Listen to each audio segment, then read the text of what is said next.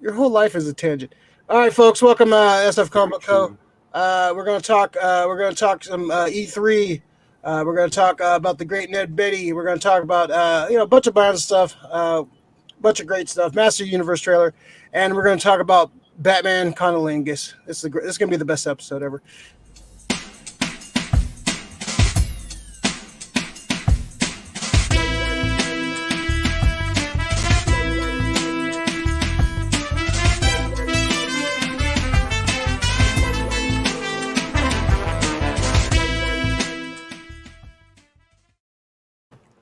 Heroes don't do that, okay? Heroes don't do that.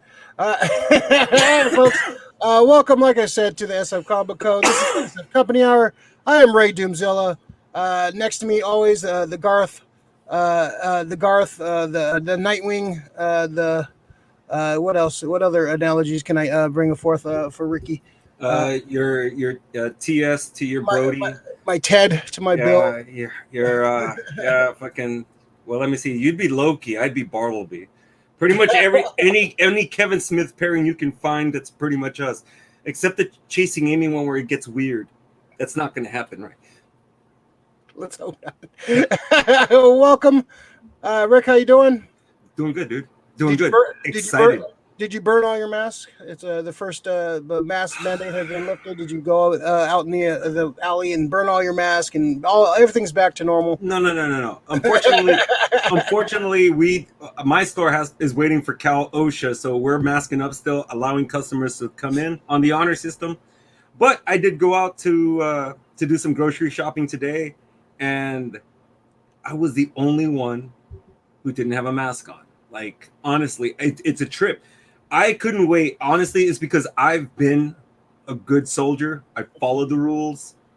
I've told everybody else to follow the rules. Hey, I'm vaccinated, but it was something like everybody was looking at me. I'm like, really? I'm vaccinated, dude. It's like I'm wearing a scarlet letter without a scarlet letter. Yeah. It's. I think that's going to be a trip for now. At least in San Francisco. I mean, if I was in Texas, they'd fucking accept me as one of their own. Like, oh no, here he is. The worst. If you're wearing if people were looking. They're shooting motherfuckers out there, bro. Like it's crazy. But hopefully it all works and we can go walk outside and not wear masks. It's great. But hopefully everybody's vaccinated and they're gonna get a bunch of liars. But we digress. You can only do for yourself, and you can only help yourself and do what do you think is right. So, all right. So, let's talk about some more depressing news. Let's talk about the great Ned Beatty passing away this week. The great Otis. Ned Beatty, one of my favorite roles for Ned Beatty was Otis, of course. That's what I remember fondly, of course. But he was in a million things, man. Deliverance, Deliverance. It's not a good role for him, but it's an amazing role. It's a memorable one. Definitely. He made America squeal like a pig. They did. Yeah, it was bad, man. He just one of those character actors. He just showed up everywhere. He just was in TV, movies. He was in he was in Roseanne. I forgot he played Ed Connor. He was like he was Dan's dad, right? I think Dan's dad. Yeah, Dan's dad. I think it was Dan's dad. Yeah, I think it was Dan's dad. Yeah, he was because he married the friend. He married the young friend. That's right. I remember him fondly from that. He was just in so many movies, man. He was in the shitty 1990 Captain America with Salinger's son. Oh no shit! I didn't trip on that. Wow. Yeah. He had, he did, pretty much everything, man. He's just one of those guys that, he'll show up in the movie, man. You give him, he always did great. He was in Back to School. He was the fucking dean. Yep. He was the dean in Back to School. Yeah. I'm just going through his IMDb, man. Dude, he was a dad in 1941. That's where I can remember from the dad from 1941. Dude.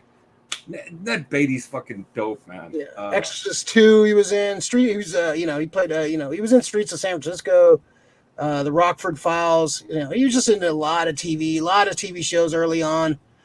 Just look at, man, he was, Deliverance was definitely like his, I believe that's his first movie. He played Bobby in Deliverance. That's his first credit here on IMDb. So that's a way to go. Start off your movie career, getting fucking, he was raped by a bunch of hillbillies. It was memorable though. Yeah, and it's still a scene people talk about today, And it shows that you can, hey man, if you're willing to don't get typecast. Yeah, you're willing to do that kind of shit on screen, and shit, he he did it, and he was, he had a career, he had a long career. So yeah, Rick, what are some of your favorite? Dude, I think Ned Beatty memories. I think Otis is still like probably one of the ones that still gets into my head because I still say Lex Luthor to this day because of him. I think we both, it's a Ned Beatty thing. Lex Luthor. Yeah. Luthor. Yeah, we still use that. And Otisburg. I love just Otisburg. He's you know what I love about him as Otis is that he's that 1930s cartoon character come to life, walking through a subway, eating a fucking donut and a box of fucking a hot dog and shit. Walking to fucking meet Lex Luthor, the fucking greatest criminal mind that fucking like Superman's ever gone against, and he brings it to screen so fucking ill. It's second nature. The Dean is back to school. He was like kissing Rodney Dangerfield's ass was good, dude. God damn. The toy. Richard Pryor's The Toy was in there. Oh, he was the guy who worked for Jackie Gleason. Yeah. Who ended up getting drunk because he didn't want to fucking buy into his bullshit anymore. Yeah. And then he told Richard Pryor everything, and it fucked everything up. It was great. It's great. It's the fucking. I love the dissension scene. Yeah, man. He was just all over the place, man. Yeah, he got game. He's just in like Charlie Wilson's War. He played the voice of Lotso in Toy Story 3. Yeah, he did. That's why they built Toy Story 3. That's probably his biggest credit. That was probably his last like big role. That was like 2010. So he didn't really do too much. Like his last role was in 2013. So and the villain and a memorable one at that. They fucking were lambasting that movie. They were like, dude, do you see this? It's like the fucking Holocaust. I was like, whoa, yeah. Leading the toys to their death. I was like, Ned Beatty deserved better than that, man. Yeah, he was 83. It was 1 month. He was about to be 84. It's still kind of early 83, but he had a good run, man. He had a good run. He was born in Kentucky, Louisville, Kentucky, man. So, man, just one of the all-time greats, man. Oh, Ned Beatty, man. You'll definitely be remembered. And Otis, man. He'll always be Otis to me, man. Yeah, he's Otis. Forever. Get the hot toy Otis. There you go. That's right. I want the hot toy of the Otis in the stripes, though. Oh yeah. That'd be awesome. I want the stripes Otis, man. That's fucking dope. R.I.P. Ned Beatty, man. Memorable, never forgotten. Memorable for sure. What's up, Johnny? What's up? Excited about. It's gonna be a lot of hums tonight. Lori, what's up, Lori? Ned Beatty elevated whatever he was in. Such a prolific actor. He will be missed. Yes, he will be. Yeah. Definitely. There are these guys that fucking just like when they appear on screen, they stay with you in your subconscious, man. When you see that picture, you're just like, fuck, man. Yeah. Johnny, you got to watch Superman the movie. There you go. Superman 79? 78. 78. Superman 78. It's a good movie. Other than the spinning the world around shit in time, it's a good movie, man. Yeah. It's a good Superman movie. It's a fun movie, yeah. It's definitely of the time, but that's what really started the superhero movies. Like without Superman the movie, you wouldn't have got Batman. We wouldn't have got anything.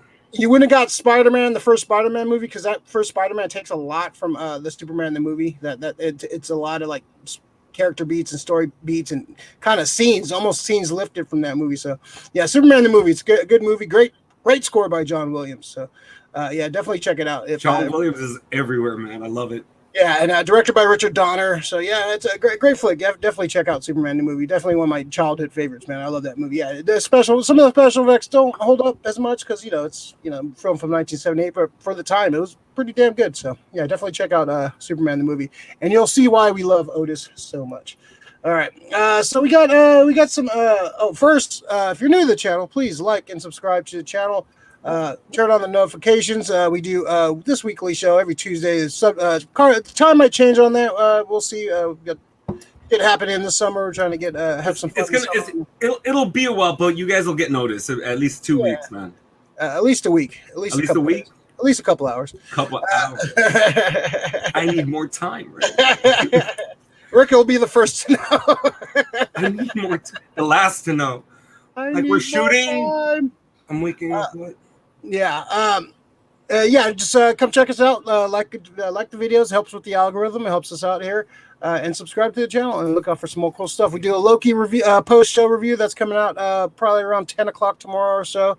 And then we're going to be doing some more fun. What's up? When does Loki come out? Tonight? Comes out midnight tonight. Yeah. Oh, so they're gonna have. That's Loki's a different time now, or it's not a Friday release anymore. Yeah, it's Wednesdays. It's okay. I'm glad they're releasing things on different days. I kind of liked it better on Friday. No.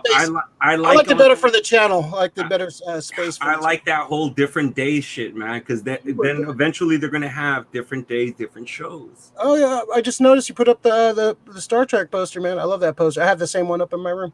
Dude, you know what? I needed to. That's been a long time coming. I love that poster there. Dude. Is it framed or you just tacked it up? I just tacked it up, but it's not tacked into the actual thing. It's just kind of like holding it and like keeping it in place.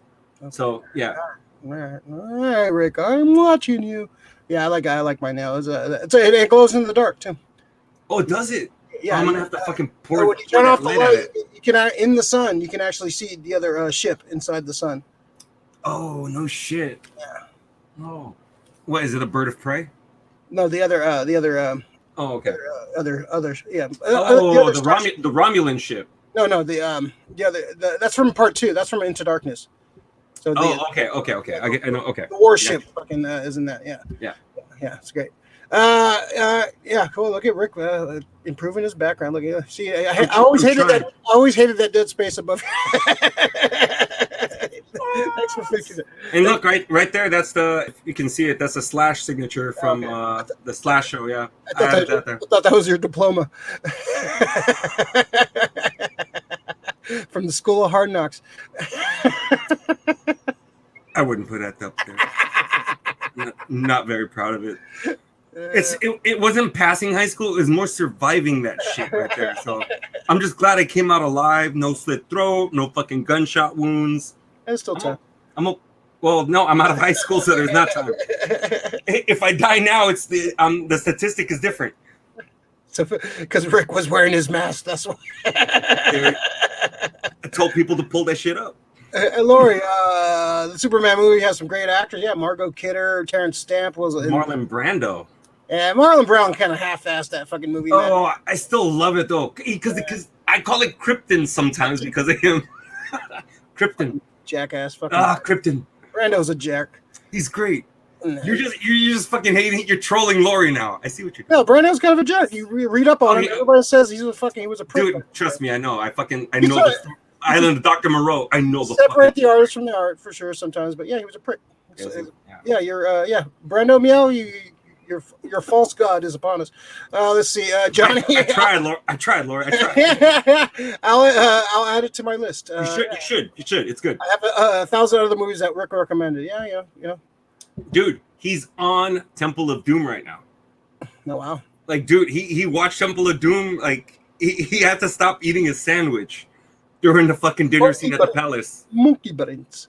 Yeah, that movie's that fluctuates. That's sometimes my favorite Indiana Jones movie. I like that. It's so fucking weird and crazy. I love that fucking movie. It's the most horrific one of all of them. The best is the fucking parody that Clerks the cartoon did. It was like The Last Starfighter and the fucking Bad News Bears.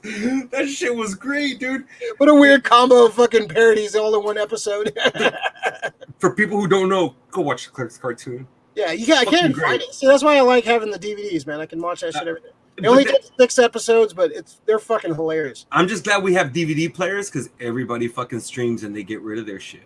Yep. No, I'm gonna buy DVDs until the day I die, man. Until they don't make them anymore, or whatever. I'm still gonna buy DVD. I like going to a video used DVD store and like finding these cutty ass movies. There's a couple I'll be talking about later. So let's see. Wait, sorry, I missed that one. Johnny, I gotta watch Loki for first episode. Good first episode. Good first episode. Good first time. I think this. Hopefully, this is the one that nails it all the way through. Like the other ones they were good, but they had some ups and downs. This one I hope is just up all the way. Yeah, they're shaky. So far it's really good. So far I'm digging it. Having to watch Falcon and Winter Soldier. Yeah, I wonder how that is, like just watching it all the way through one sitting. Maybe it flows a lot better instead of waiting week to week. You know what? Yeah, I would say consider yourself lucky, man. Yeah, because if you could just binge the shit out of it and not have to wait. Well, yeah, I've been thinking about watching it again, just kind of watching it all the way through. Maybe it just flows a lot better going all the way through. Possibly. Yeah. Some issues towards the end of that season. Gene Hackman's best role for sure. Gene Hackman's best role. Would that be fucking? I don't know. Hoosiers. Hoosiers was really good. He was good in Hoosiers, man. People don't like it because welcome to Mooseport. Quick in the Dead. He was a great fucking villain. I really like. He was a great villain in Quick in the Dead, man. What else is good? Gene Hackman. He was a prick as the fucking the conservative politician and politician. So you're not fucking making fun of me later.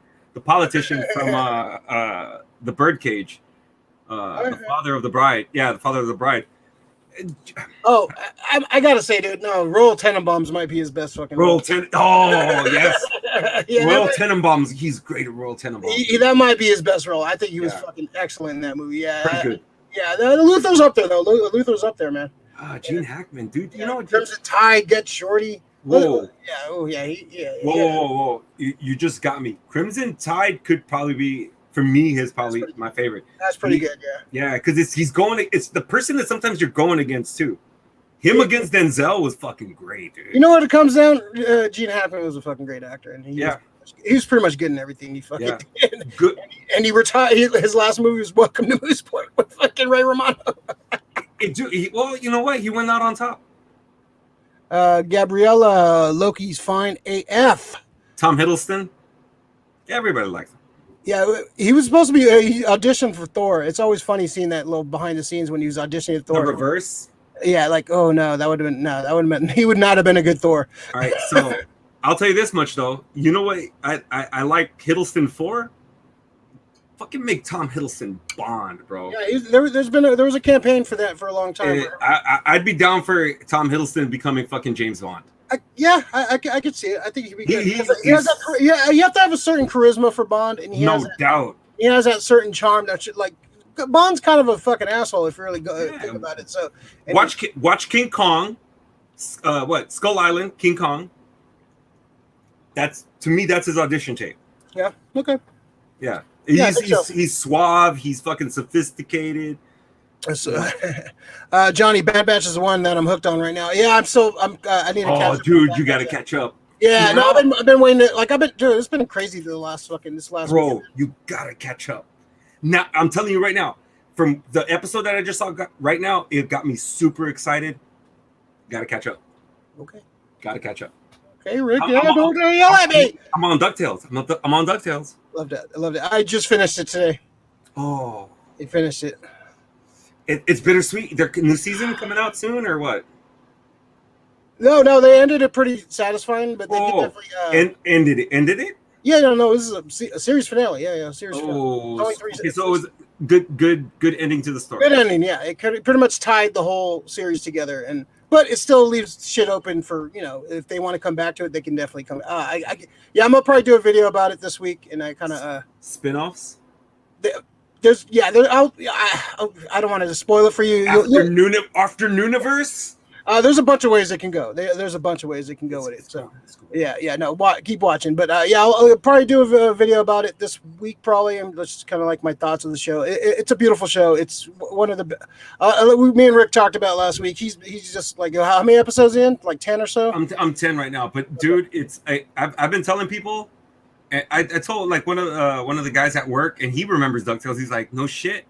I'm like, dude, it's better than it might be better than the original. And he's like, no shit. It's better. It's more involved. It's more involved. It makes more sense for the show. Like the show is more like, okay, adventure of the week, no real tying threads and stuff. And the characters didn't really have any like they didn't have, like the brothers didn't have any like distinguishing thing. They just had different colors. They were kind of like the same character. Now they all have like different character traits and stuff.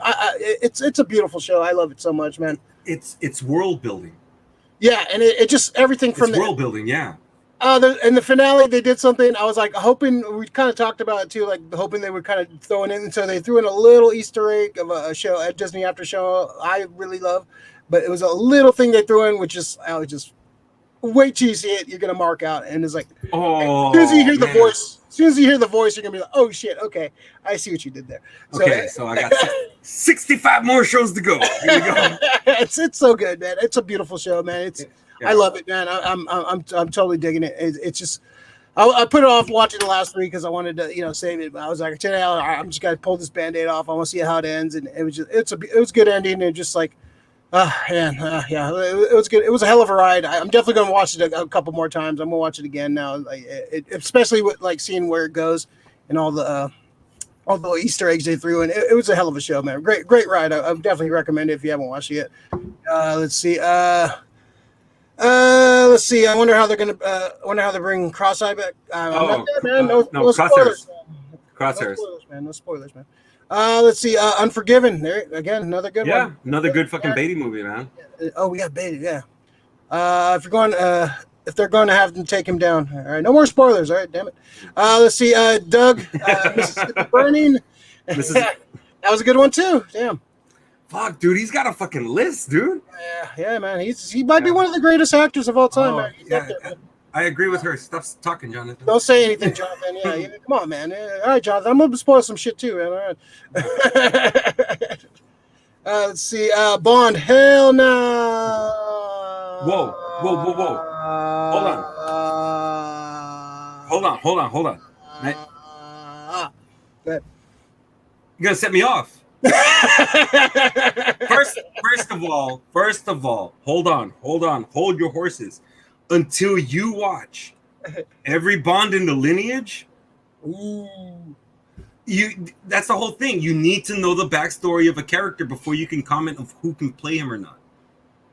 You can't just have an idea of like, oh, Daniel Craig to me is not even in the top 3 Bonds. Hell yeah, Gabriella likes it. I just said it. Top 3 Bonds. He is not on that list, bro. Bad batch. So yes. No, my I go Connery, Brosnan, and fucking what am I blanking on his fucking name? Fucking 70s Bond. Roger Moore. Roger Moore. Yeah, I go. Yeah, Brosnan was like I always say. Brosnan was the best Bond never to be in a great Bond movie. Yeah, I agree. He was in a good Bond movie, GoldenEye. GoldenEye was I have to fight you on that one. That's not a great. No, like I said before, when the game is more memorable, you're going to bring up the game. The game is more always memorable bring up than the game. It's more memorable than the fucking movie. Ugh, God, dude, are you serious? You always do this. You always bring up the game. Yeah, because people remember the game more than they do the movie. GoldenEye. It's an amazing. You took 100 people under the age of 40. Game. How many times? And mention the name GoldenEye to them. What are they going to? No. I can't take that because the thing is. What are they going to say? You mentioned the name GoldenEye to people under the age 45. Ask 100 people. What are they going to think of when they say the GoldenEye? James Bond. Not to troll, but Brando has alleged to have done some terrible things on Last Tango in Paris, I think, from the Hunt lore. I think? Come on. I need sources. Do your research, Do your research. Hunt lore, Popeye Doyle, and Unforgiven. Come on. Popeye Doyle's good, too. Yeah, French Connection. Yeah, that's great. Great fucking flick, too. Yeah, I'm telling you, might be be one of the greatest. Johnny Fassbender should be Bonds. I like that's my first choice. He pretty much that's his First Class was his audition for Bond. Really, Inglorious Bastards inside the fucking scene was the fucking audition, dude. Yeah. French Connection for sure. Yeah, hey, the Conversation guys. Hey, Gene Hackman's not dead, guys. Come on, man. Poor Ned Beatty can't even get his own. I watched like half of Bond from Johnny. Hopefully the good half, because that's a lot of Sean Connery movies you got to watch, man. Mike, what's up, Pinball Mike? N65. Oh, no more. Come on. N65. The Masks. I think are you talking about N64? I think you might be talking about those are N95 masks. Did you have the bootleg N64? N65 plus one. I got better one than you do. There's one extra button. Didn't have anything on it.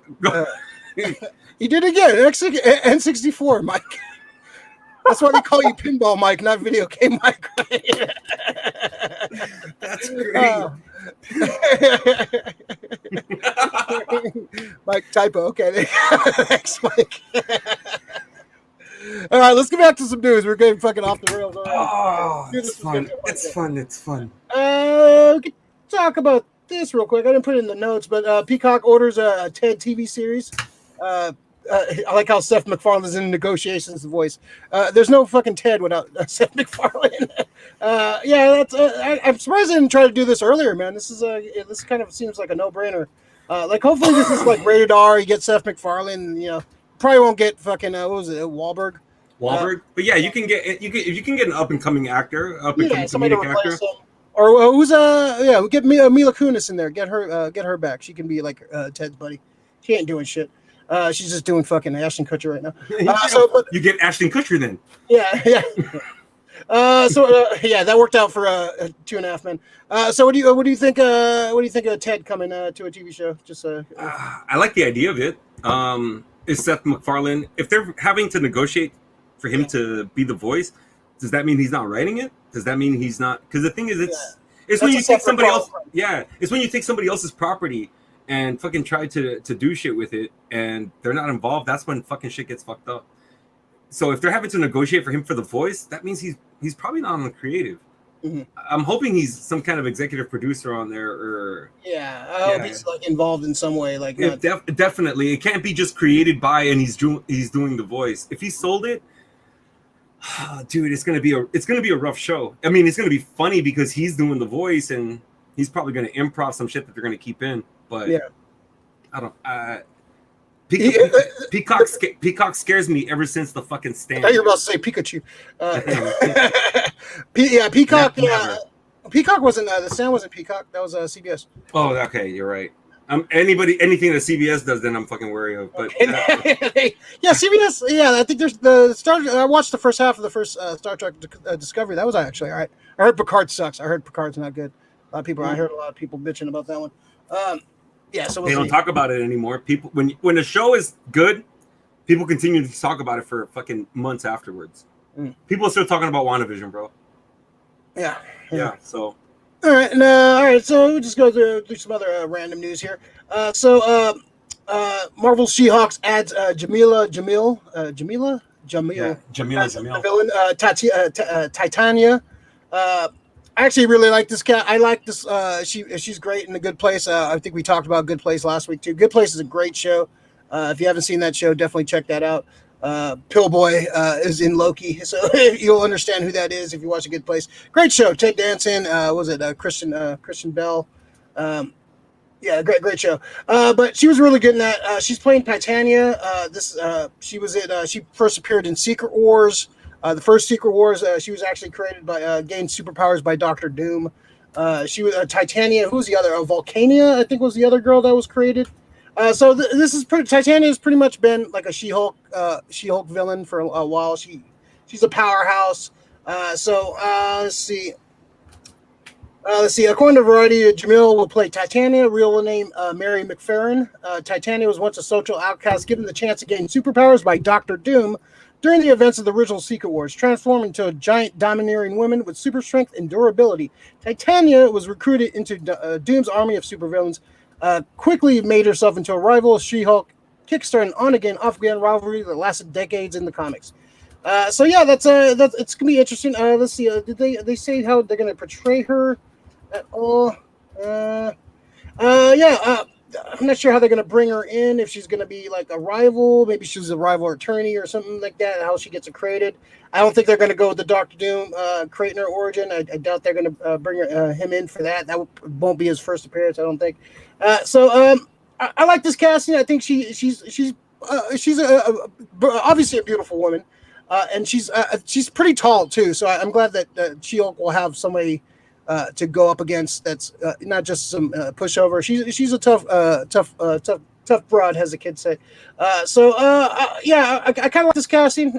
Titania is a fun character. She shows up every once in a while. She's pretty much she goes out with the Absorbing Man.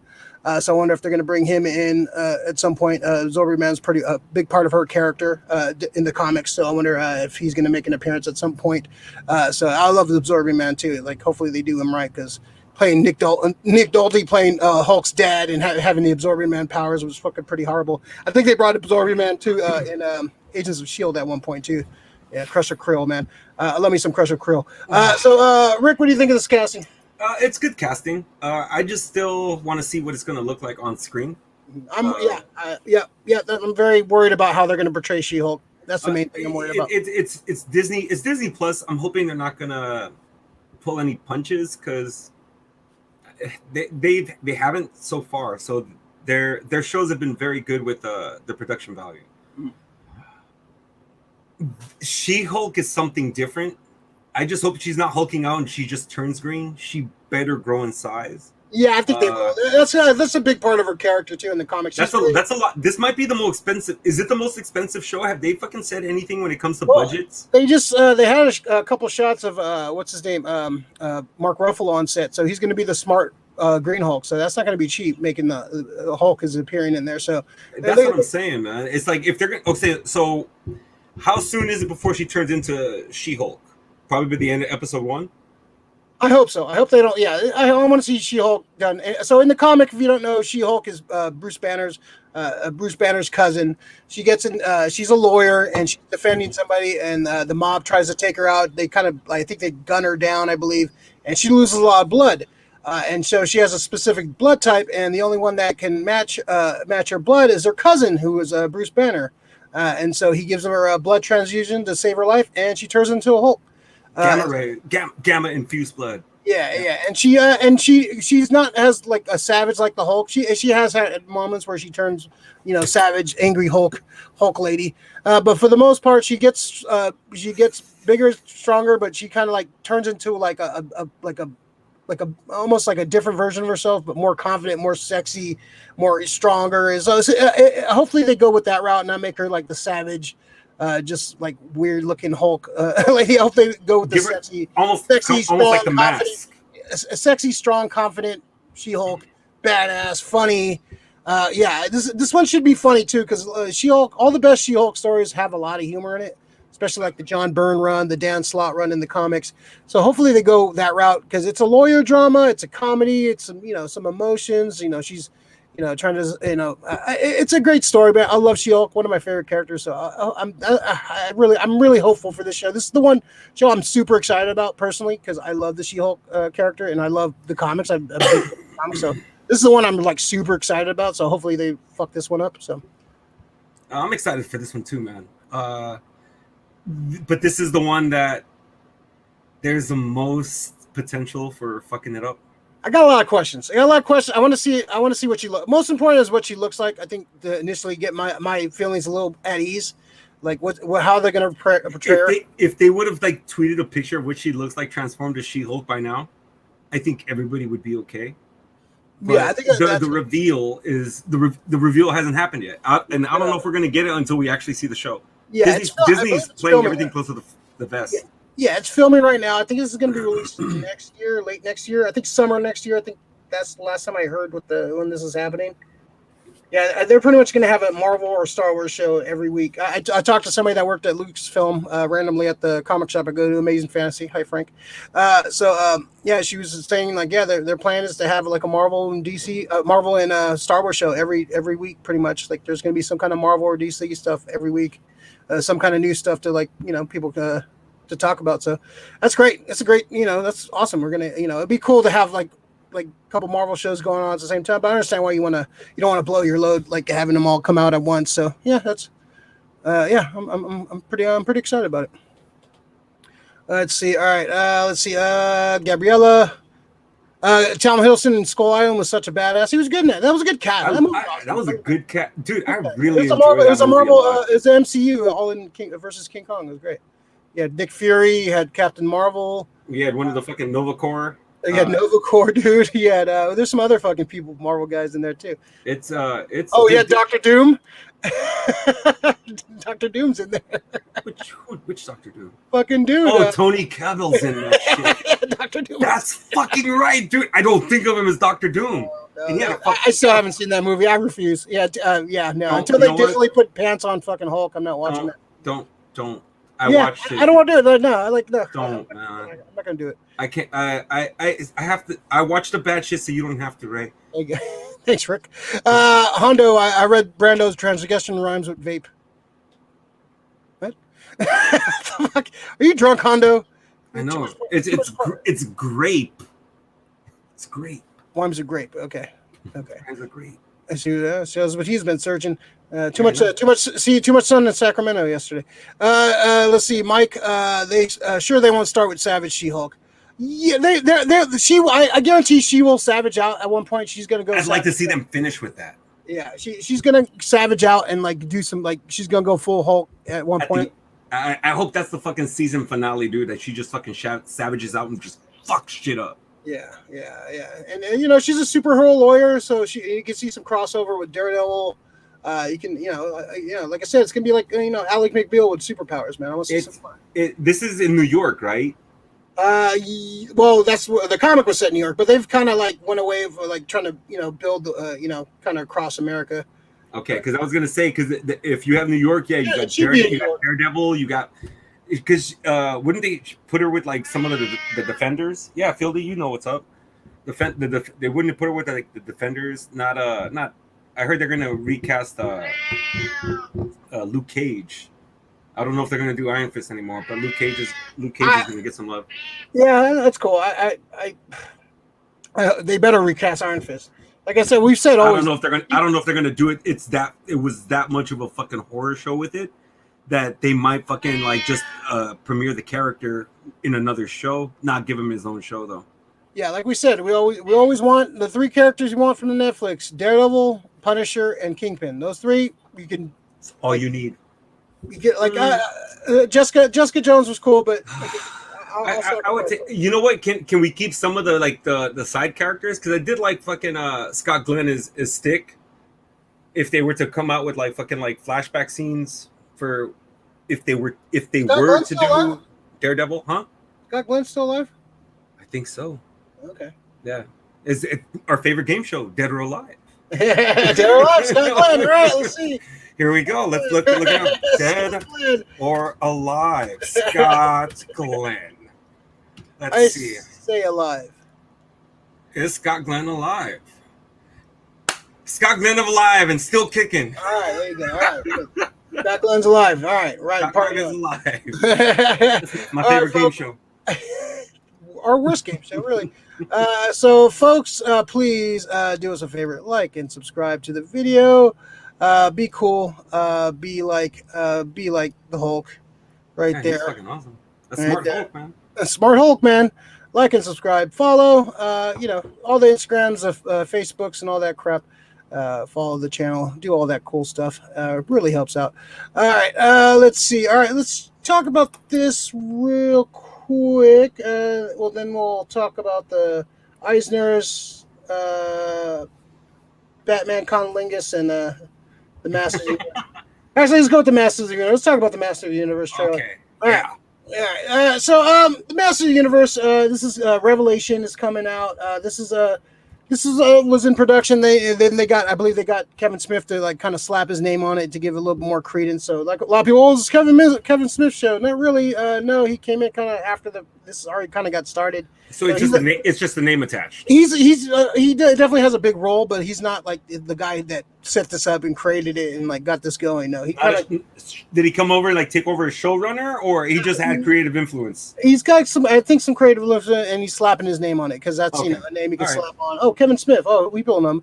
Like Kevin Smith was never like, oh, I'm a huge Masters of the Universe fan. He's never mentioned.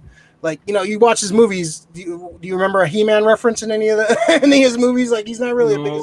No, he came in after the fact, and he loves Hulk, but he did, yeah. No. So we got this Masters of the Universe cast. The cast looks pretty good. Fucking Harley Quinn Smith is playing Lena. Lena Headley, Evil Lynn. You got Sarah Michelle Gellar as Tila, Mark Hamill as Skeletor, Chris Wood as He-Man. I thought the trailer looked fun. I thought I like somebody put it best that the animation looks like what we want to what we kind of thought we remembered about the show instead of actually watching the show. Because when you watch the animation, it's not the best. It's not the best. Fucking bad, dude. It's not the best animation. It was that rotoscope animation. I loved it, but it's bad. It's not good. Watch, and then there's some other weird shit. Go back and watch He-Man. It's just some other, we won't talk about it here. But You gotta love Skeletor. That's about the only thing you can love. Skeletor's hilarious. I Skeletor. He-Man. I love Skeletor. The trailer came out. It looks fun. Looks like a fun show. The animation looks fun. It looks like they really captured the essence and the art style. This looks like a lot of the box art you can see in on the background right there. The video that was one of the toy catalog things. Like some of the art, some of the production art for He-Man is amazing. You go back and look some of that art. It's like very Frank Frazetta-ish. It looks the animation looks fun. Looks very kinetic. Looks like it looks like what they like I said, what we remembered the show looking like, but not what the show used to look like. So it looks fun. I don't know about the cheesy "We Need a Hero" song playing on that. I think they could have got a better song than play that. Are you kidding me, dude? That's what fucking sold me, dude. Are you serious? Shrek, man. It's not Shrek. It doesn't have to be Shrek. That song is off. That song should be for every fucking hero ever. I need it. That's part of my run mix. Goddammit. So this is Netflix. It's coming out July 23rd. I think the animation looks great. I kind of wish they kind of just brought Oppenheimer back to play Skeletor because that voice is so iconic, and I love Skeletor's voice. Mark Hamill's kind of doing that. It's Mark Hamill, so I can't get too mad at it. But I would have preferred Oppenheimer coming back and playing. He is playing Moss Man, which is cool. At least he's back doing a voice of some sort.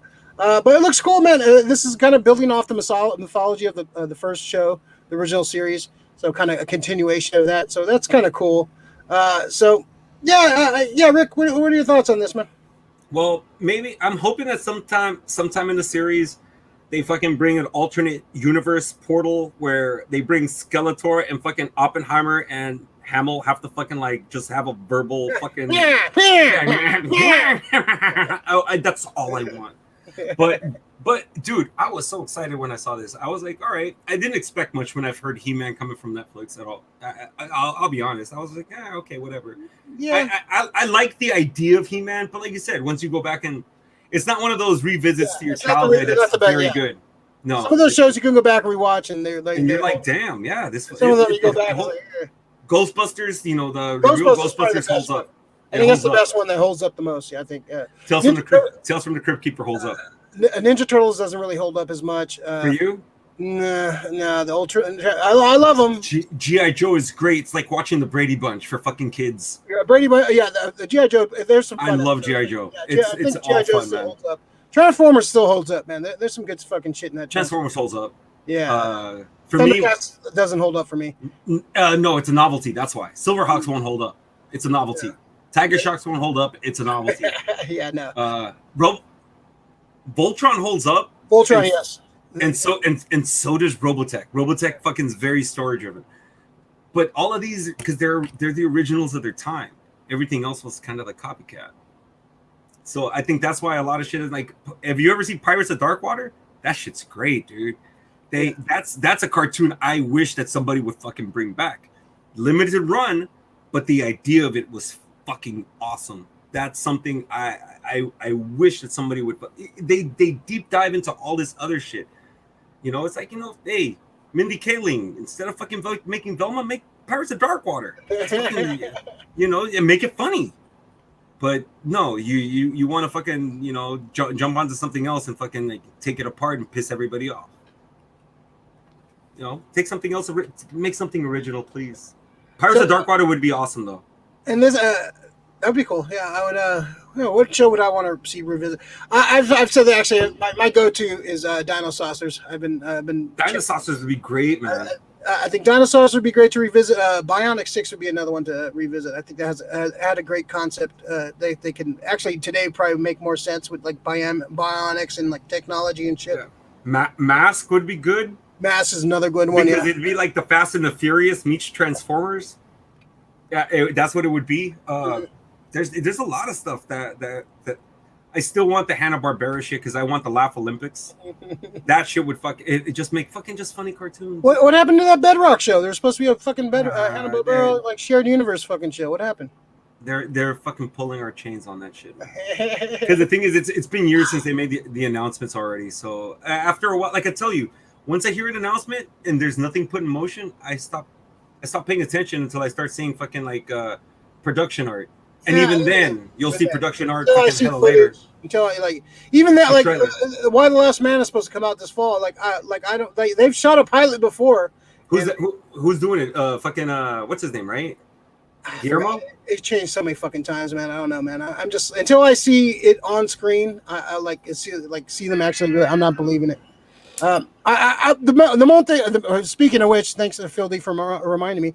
Battle Cat is one of my favorite He-Man characters. Cringer.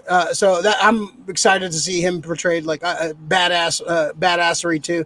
So yeah, if Battle Cat's done right, I'm okay. I'm okay with the rest of the show. You know who I'm excited to see though? It looks like they're gonna fucking Webagale Orko. Orko is gonna be fucking badass in this, dude. Okay. Yeah. I have a feeling that they're gonna Webagale him because like Webagale in the first in the first. That's another '80s show they just brought back, and that's a good example. Like they took what worked with some of the stuff that worked, but made it a lot better, make more sense, and it's a far superior. I think it's a far superior show than the original one. So because you know what it is? It's because it's world building. It leads somewhere. Everything like so far, like what it's in the first episode is relevant in the 10th episode. Yeah. The other one was just like fucking random episodes. Every now and then you had fucking a 2-episode arc. Now everything matters. It all matters, right? It's all it's all canon. Lori, definitely looking forward to He-Man. Helmo Skeletor is so great. And Frank Langella too. Oh, I love that design of Frank Langella in Masters of the Universe. You do? You did? Yeah, I like that design, man. He looks so badass in that fucking. That's where all the money went. Okay. Oh man, wow, Rick. I like the voice. I liked everything about it, how he acted it, but it looked like somebody just like tacked on a lot of fucking Elmer's glue to his face. On his face. Yeah, I like that look. I like this look a lot. All right. Whoops. All right, let's run through the Eisner Awards real quick. Just kind of some of the highlights for sure. The Eisner Awards, of course, like the comic Oscars. They're usually announced at Comic-Con. So just gonna go through some of the big categories. You don't need to go through all of them. Let's see. Best single issue: The Burning Hotels by Thomas Limpian. Hedra by Jesse Longergan.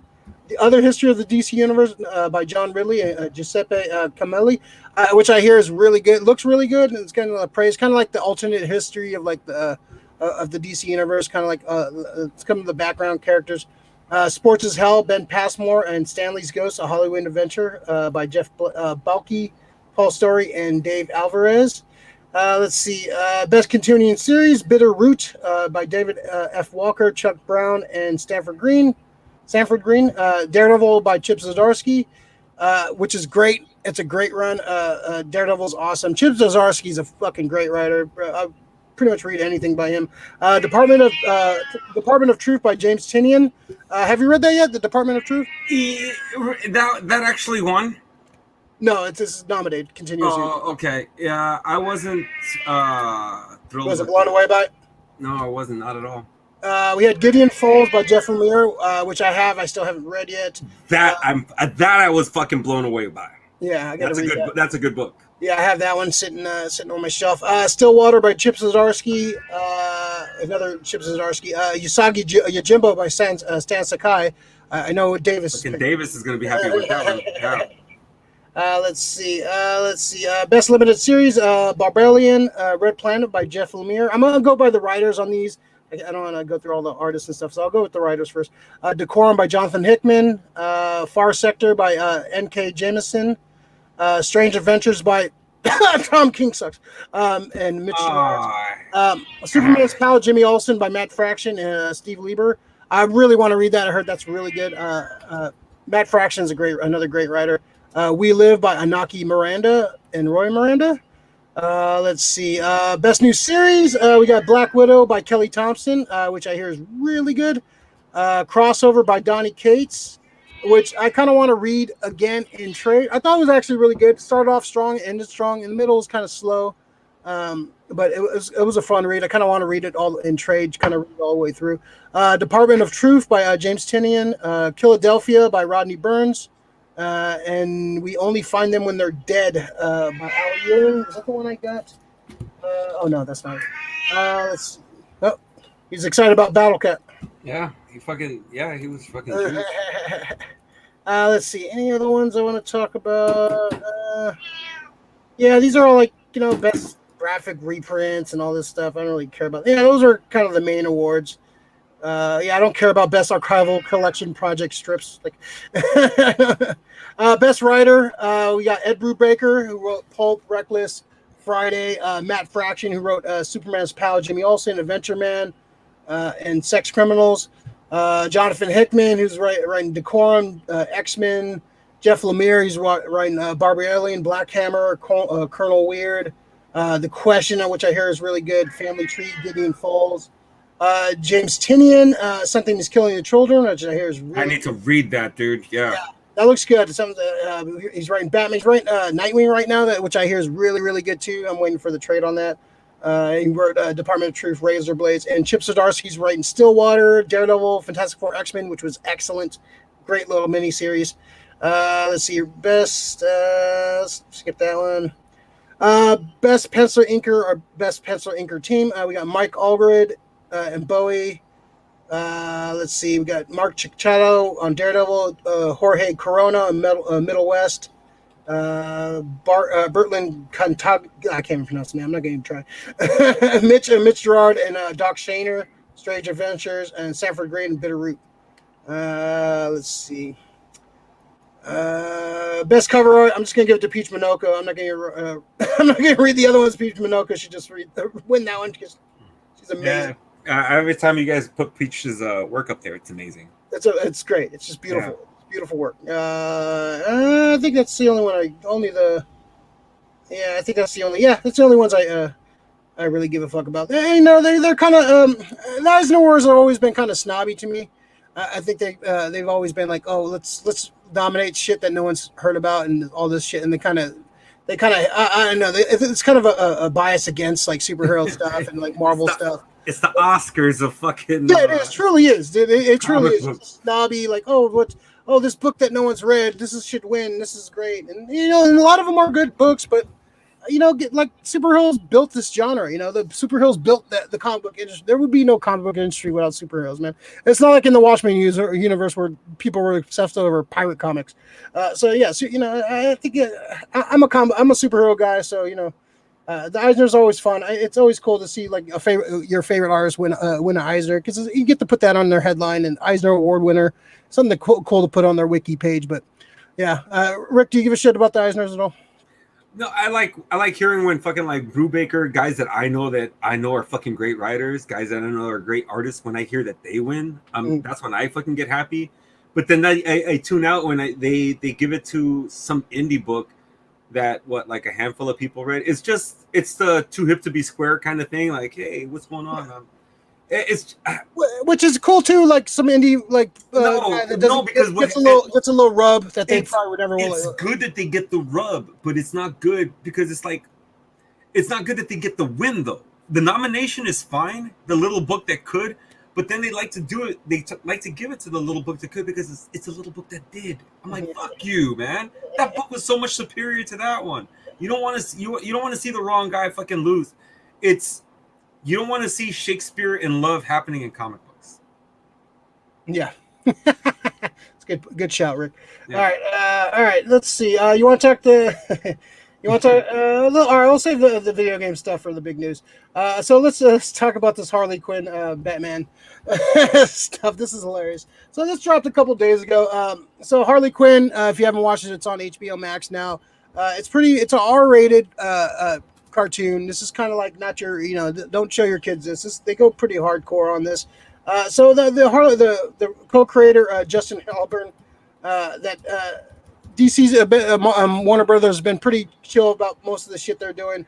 But they did reject. DC did reject a scene depicting oral sex between Batman and Catwoman for the third season. So it's so this is a quote. It's incredibly gratifying and free to be using characters that are considered villains because there's just have so much more leeway. Halpern said. A perfect example is that in the third season of Harley, when we had a moment where Batman was going down on Catwoman, and DC was like, you can't do that. You absolutely cannot do that. They're like, heroes don't do that, which is okay. So we said, are you saying heroes are just selfish lovers? They were like, no. It's so we sell consumer toys for heroes. It's hard to sell a toy if a Batman's going down on someone. Like the shit they portray on that show is a little, a little crazy. Like, like I understand how that like the hero. I don't know if they meant like, oh, we don't show our heroes like that, or heroes don't go down. I thought this is a pretty fucking funny fucking thing. Let's see. Variety issued the following disclaimer on the matter. It's fair, in fairness to DC, both Halpern and co-creator Patrick Schumacher went on to say that the company has been remarkably supportive of their series and has allowed them to push the envelope numerous times. So, Rick, what are your thoughts on this? Should Batman go down on Catwoman? Is that was that something we did? I figured that'd be part of one of his trainings when he was a younger traveling the world. Wouldn't we need that kind of skill to like? What if you had to pick a lock or something with his tongue? So you need to train that tongue, man.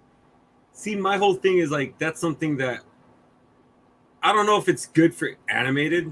It's just the animators and the creators trying to be provocative. # provocative. That's what they're just honestly that's what they're trying to do. If this was in a movie, I don't know if it'd be that big of an issue. I think it kind of will be if it was in a movie. No. If it's billed as a rated R Batman movie, I don't know if there would be an issue. Honestly, I think some people would be like get a rise out of it, but the whole thing is like, so you're telling me that fucking all superheroes are fucking celibate? Are you fucking kidding me? You stupid, ignorant fuck. No, they're not. Come on, dude. Didn't you see the sexual tension between Catwoman and fucking Batman in Batman Returns? So my whole thing is, I just don't know if it's good to show that animated. It feels like fucking Juan was in charge of that fucking decision and shit. You know, he's like, oh, yeah. Dude, well, the Harley Quinn show Batman hentai it is a hard R show. They've showed pretty hardcore shit in that show. It's not like I get it. It's like I said, it's just people trying to be. I haven't watched the show yet. It's just you haven't seen the okay. You need to watch the show. I had some reservations. I'll watch it eventually. I had some reservations. I was like, oh, this is gonna suck. This is stupid. This is a cash grab. Whatever. They trying to be provocative. No, it's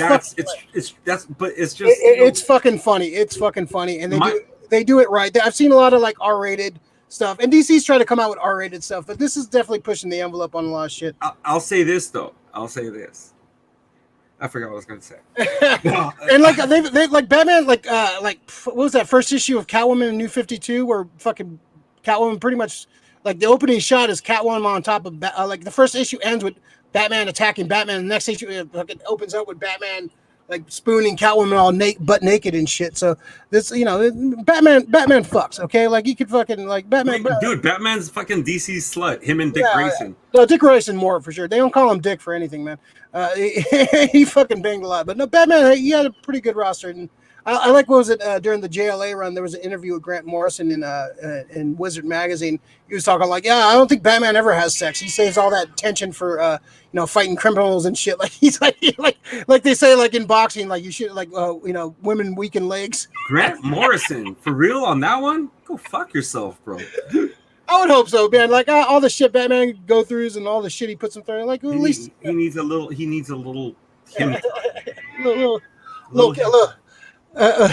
little Bruce needs help. Yeah, little Brucey. Yeah, I'm just the Batwang is not. It needs to be used every once in a while. It's just I don't know something about the cartoons, and I get it. I'm glad that they're pushing the envelope. Their animation is fucking awesome. Check it out. I think you actually would dig it. I'm sure I would. I think you would dig it. I think you would dig it. They put. I like how they portray certain characters. Like it's pretty. Like Kite Man's fucking hilarious in that show. You love some Kite Man. All right. I'll check it out. Fucking Kite Man. And some good voice actors in that show too. It's a fun show. I think I watched like the first 8 episodes. I need to jump back in and finish it up. It's pretty hilarious. I love how this was a headline everywhere, and I'm clickbaiting a little bit just to throw it in there, just because hey man, we need to be. I just what it's pretty funny though. But Batman goes down on the thing about that makes it funny. It'd be a non-story if the fucking WB execs weren't so fucking prudish. Oh, Batman doesn't do that. No, Batman doesn't kill. He doesn't. Batman doesn't do that. They're so fucking prudish about like the way they fucking talk. Like, you know what? They can just say, "No, can we do something else?" That's all they would have had to said. This would be a non-issue, but they were just like, "Oh no, heroes don't do that." Yeah.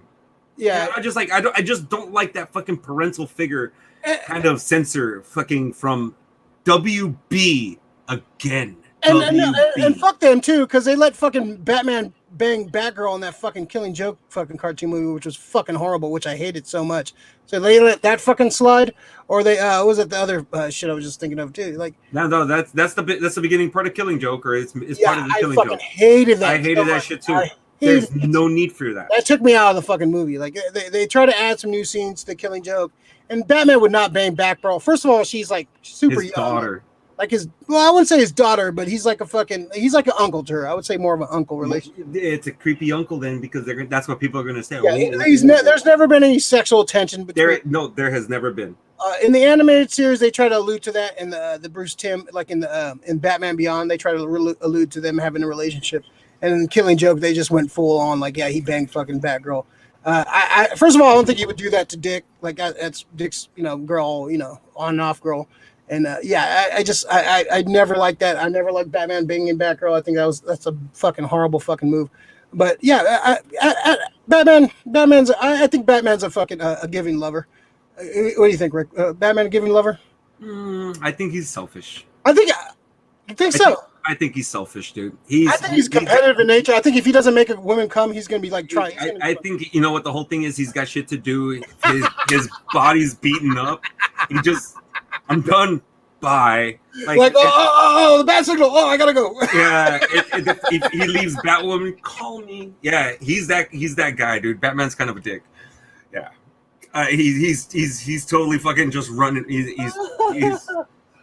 He's running and running afterwards. I got shit to do. I got.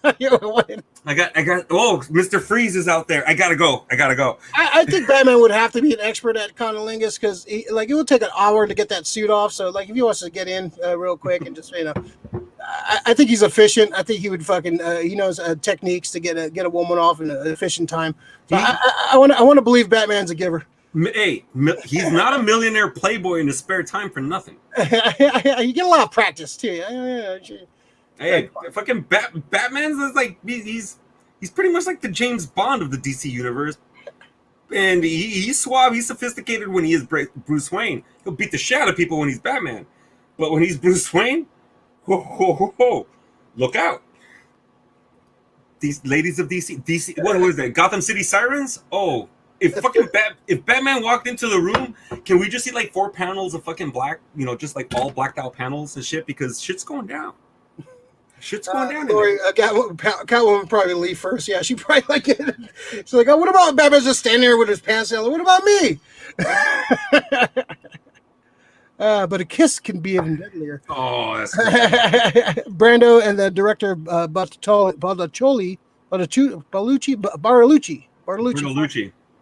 Force a butter scene on Maria Schneider. Schneider can't get away with that now. Where, dude, is this the We Hate Marlon Brando episode? I told you, man. I know he's a creep. Look, this is the Gene Hackman / fucking Marlon Brando Ned Beatty / fucking Batman Cunnilingus episode. All right, this is legendary. I knew this show was going to be fun. Man, all right. Who's Batman? Like, should Batman, like, actually settle down? Who should Batman settle down with? Is it Catwoman? Is that the eternal his eternal love, or is it Talia? Is it fucking Silver St. Cloud, Vicky Vale? Who should Batman end up with? I don't want nobody out of Gotham. He's better than that. I always said Wonder Woman. I always said Batman. Batman should fucking. You tell me Wonder Woman's not gonna like you like in the comics they kind of hit it. You tell me Wonder Woman's not gonna fucking grab Batman's fucking cowl and throw him down there. Fuck that. So that's the thing. Like when you trip, I don't know if you remember the scene in Blackest Night. I remember it fucking clearly, dude. So Wonder Woman is under Black Lantern control, and Batman just fucking says, "Wake up, princess," and he fucking plants one on her. She fucking gets a fucking violet ring star because a violet star sapphire ring, and she becomes a star because everything in her head fucking she's kissing Batman fucking right back. She loves Batman because of the fucking warrior that man is. Yeah, that's why I didn't buy her and Superman getting together. Yeah, she doesn't respect Superman. He's just powerful who doesn't know how to fight. Yeah, if he knew how to fight, he'd beat the shit out of universe. Yeah, like in JLA, the Obsidian Age, I think that's when they kind of first started hinting at them kind of hooking up. They had like a kiss before they went into the battle. That was a good one. I really like that too. That's why they brought in Manitou, right? Yeah. Okay. And they had the alternate league with Nightwing and Firestorm and shit. I love that. Yes, I gotta go back and read that. That's a great, Doug Mankey art, like on the flashback stuff. But yeah, him and Wonder Woman. That's where they kind of started. They're like, we can they had like a passionate kiss before they went into battle because they thought that we were gonna die, and they kind of explored it in one of the issues. Like later on, like they kind of like saw how their lives would be if they got together, and kind of ended up kind of badly and shit. So they kind of like decided like they were better off not getting together, but. They always had that. There's a tension. They always had, even in the Justice League Unlimited series, they had a little sexual tension. They kind of joked about dating and stuff. Too. I always like that flirtation. I think they're both warriors. They're both, I think Wonder Woman and they've gone on dates where like Alfred's called them and she's just like, "You need help?" And he's just like, "No, I got this." And then he just fucking leaves, but he's like, "Sorry to stand you up again, princess." And she's like, "I know how it is." And then and he leaves, and it's no problem. She understands the job. And when I see their relationship, I mean, I don't see his relationship with anybody else like that, but I kind of see his relationship with Wonder Woman. That's Invincible and Adam Eve. They just understand each other. Yeah. Laura's saying Vicky Vale. It's not fucking 89 Batman. It's not Basinger and fucking Bassinger and Vicky Vale was a love interest in the 40s. Yeah, I'm not going with 40s comics anymore and shit. We've come a long way. Even there are those stories out there. Yeah, there's a lot more stories than just the Vicky Vale shit. If anybody in the Gotham universe did Catwoman. I like Silver St. Cloud. I thought Silver St. Cloud was a great. She was like in the 80s, late 80s. They kind of based Vicky Vale on Silver St. Cloud. They should just use Silver St. Cloud in the movie. Krista Carlson, what's up, Krista? Yes, Ray, Batman and Wonder Woman. I've always thought the same thing. Yeah, I think they make more sense. They do. Yeah, they just make more sense. All right. So if you're watching right now, new to the channel, please like and subscribe. Fieldy says like and subscribe. So let's go over this. Since we're talking about Batman 89 and such, we had a couple kind of costume, like hints at the costumes. First, we got the Batman, Michael Keaton Batman. We got a little blood spot. This looks like the Batman Returns kind of costume because it has that little plate in the middle. Yeah. Yeah, and it doesn't have the extra feet like the 89 Batman had. They fixed that in the Batman Returns costume. So we got a little blood. So this somebody pointed out this might be hinging at that scene from what was it? Not Flashpoint. No, it was Batman Flash the Button, I think it was, where Batman's being attacked by Reverse Flash, and Reverse Flash, Professor Zooms beat the shit out of Batman, and Batman's just kind of just taking it, and just fucking getting his ass kicked by Reverse Flash. And Reverse Flash is like confused, like, why are you just like taking this fucking beating? He's like, I'm just fucking killing time until fucking Flash comes in and fucking saves him. So I thought that was great. I think they might be pulling from that if we're seeing a little blood on the costume there. Who's the villain? I think Professor Zoom is supposed to be one of the villains. So, all right, if that's the villain, yeah, that would make sense. It's definitely fucking with the Flashlight, and if they're pulling from Flashpoint and stuff, that would make Zoom would definitely have to be like one of the villains for sure. And then we also got a little hint of the costume for Barry Allen. This looks a lot better. The symbol looks a lot better. Looks like the material they use for this is gonna be like a non-armor costume, which I'm totally down with because the costume in that was the first things I hated in Justice League in both cuts really. I do like the character of Barry Allen a little bit more after the Snyder cut, but the costume always bugged me. I hate the fucking downhill fucking skier fucking Olympic skier fucking costume. I was not a fan of that. But this looks good. I like the emblem. Emblem looks really good. Looks like the material looks a little more flexible, more of a runner's kind of costume. So yeah, I'm excited about that. What'd you think of these little mini costume reveals from So I love this one, the Flash one. So it doesn't look like it's armored anymore. So he's going to be more aerodynamic, apparently, hopefully. I hope that Muschietti adjusts his run. So now he's running fucking upright instead of, because like I can understand the Phoebe. I always told people, the way I see him running, he's doing speed skating. I've seen it when I watch the Olympics. It's that speed skating maneuver where I understand that, but that's maybe because he had so much armor. He had to exert so much more energy. Hopefully with the streamlined suit, he loses that fucking run motion. That's a good point. That's maybe like kind of restricted. That costume was probably restricting his running ability, so that's why he ran like Phoebe from Friends. Yeah, so I'm hoping. But the costume design, I fucking love. I love the bolt. The bolt looks fucking sick. The bolt looks really good. I had a problem. They made it like kind of like in the movie. They kind of made it all kind of it wasn't really a symbol. It was like kind of part hidden in within. Yeah, it was like just built into the fucking suit. Yeah, I kind of like this more. This is the Flash symbol. This looks like the Flash symbol. What you should look like. I want the thing is I love that. Now I want to see.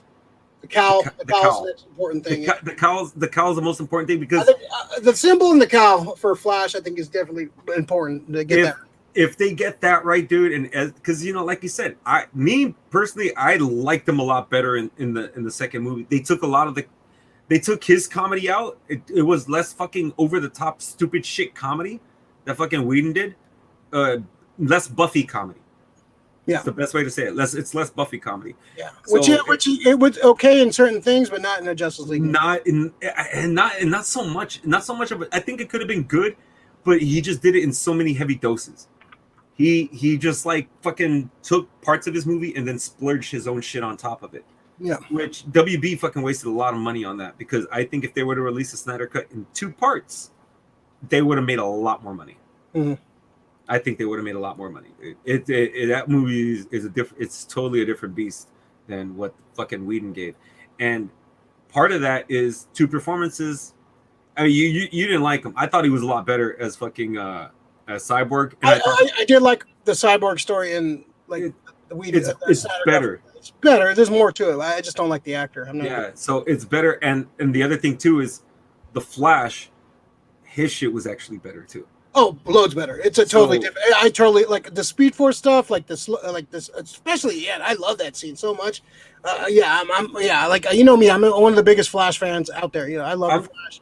I'm just hoping that Muschietti can stay on that track and take. Look, you have a fresh slate. You know what didn't work with Aquaman. You know what didn't work with Shazam. You know what didn't work with the Justice League. You know what worked with some of the shit though. But the problem with Shazam and Aquaman, those made fucking a lot of money. Those made $1 billion. So but still, like I hope Juan knows that just because he made $1 billion doesn't mean he didn't make mistakes in the movie. Yeah, he needs to know that he made mistakes. He has to improve on the mistakes, and he has to make a better movie. That's the shit that bothered me about Patty Jenkins. She made a lot of money, and then I don't know. WB tried to get involved, and I guess pissed her off, and she went berserk and fucking just did her own shit. Because when she did her own shit, it blew. It was really bad. I just don't want this shit to happen again.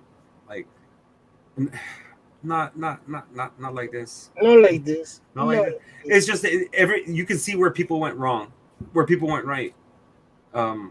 Just take what you can and go forward. Like make a good movie, man. Yeah, make a good movie. That's all we care about. The only thing that I have so much confidence in is that Muschietti's in charge. Yeah, I think him. Yeah, and he has some. And he has clout. Yes, clout. He Those, has those clout. fucking it movies made money for WB. So yeah, they're getting a little bit more. They stayed out of the way. He did what he did. Yeah. He fucking like what like Vince says. Is it gonna make me money? Mhm. Just go ahead and say it. Just do it. Make me just make him money. Make WB money. And Muschietti has done that. Yeah. And then did you hear about Grant Gustin's going to be in it? We kind of like you kind of figured that.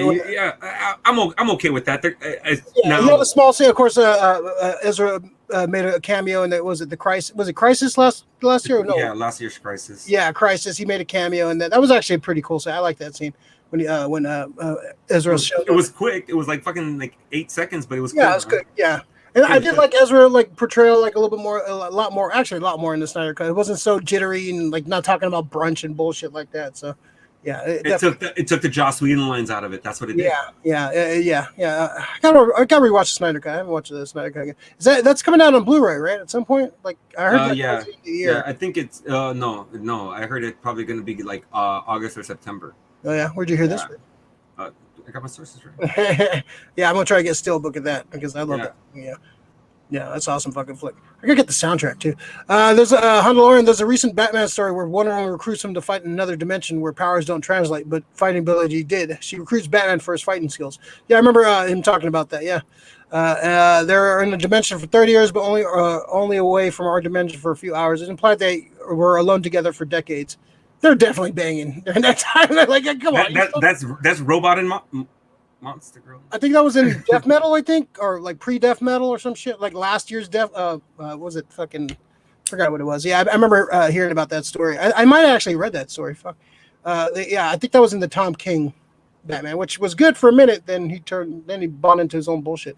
Let's see. The new Flash looks like snakeskin in the background.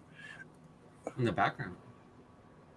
I would say that's more like a friction kind of a thing. Because you know who has the kind of same pattern in his suit is Aquaman.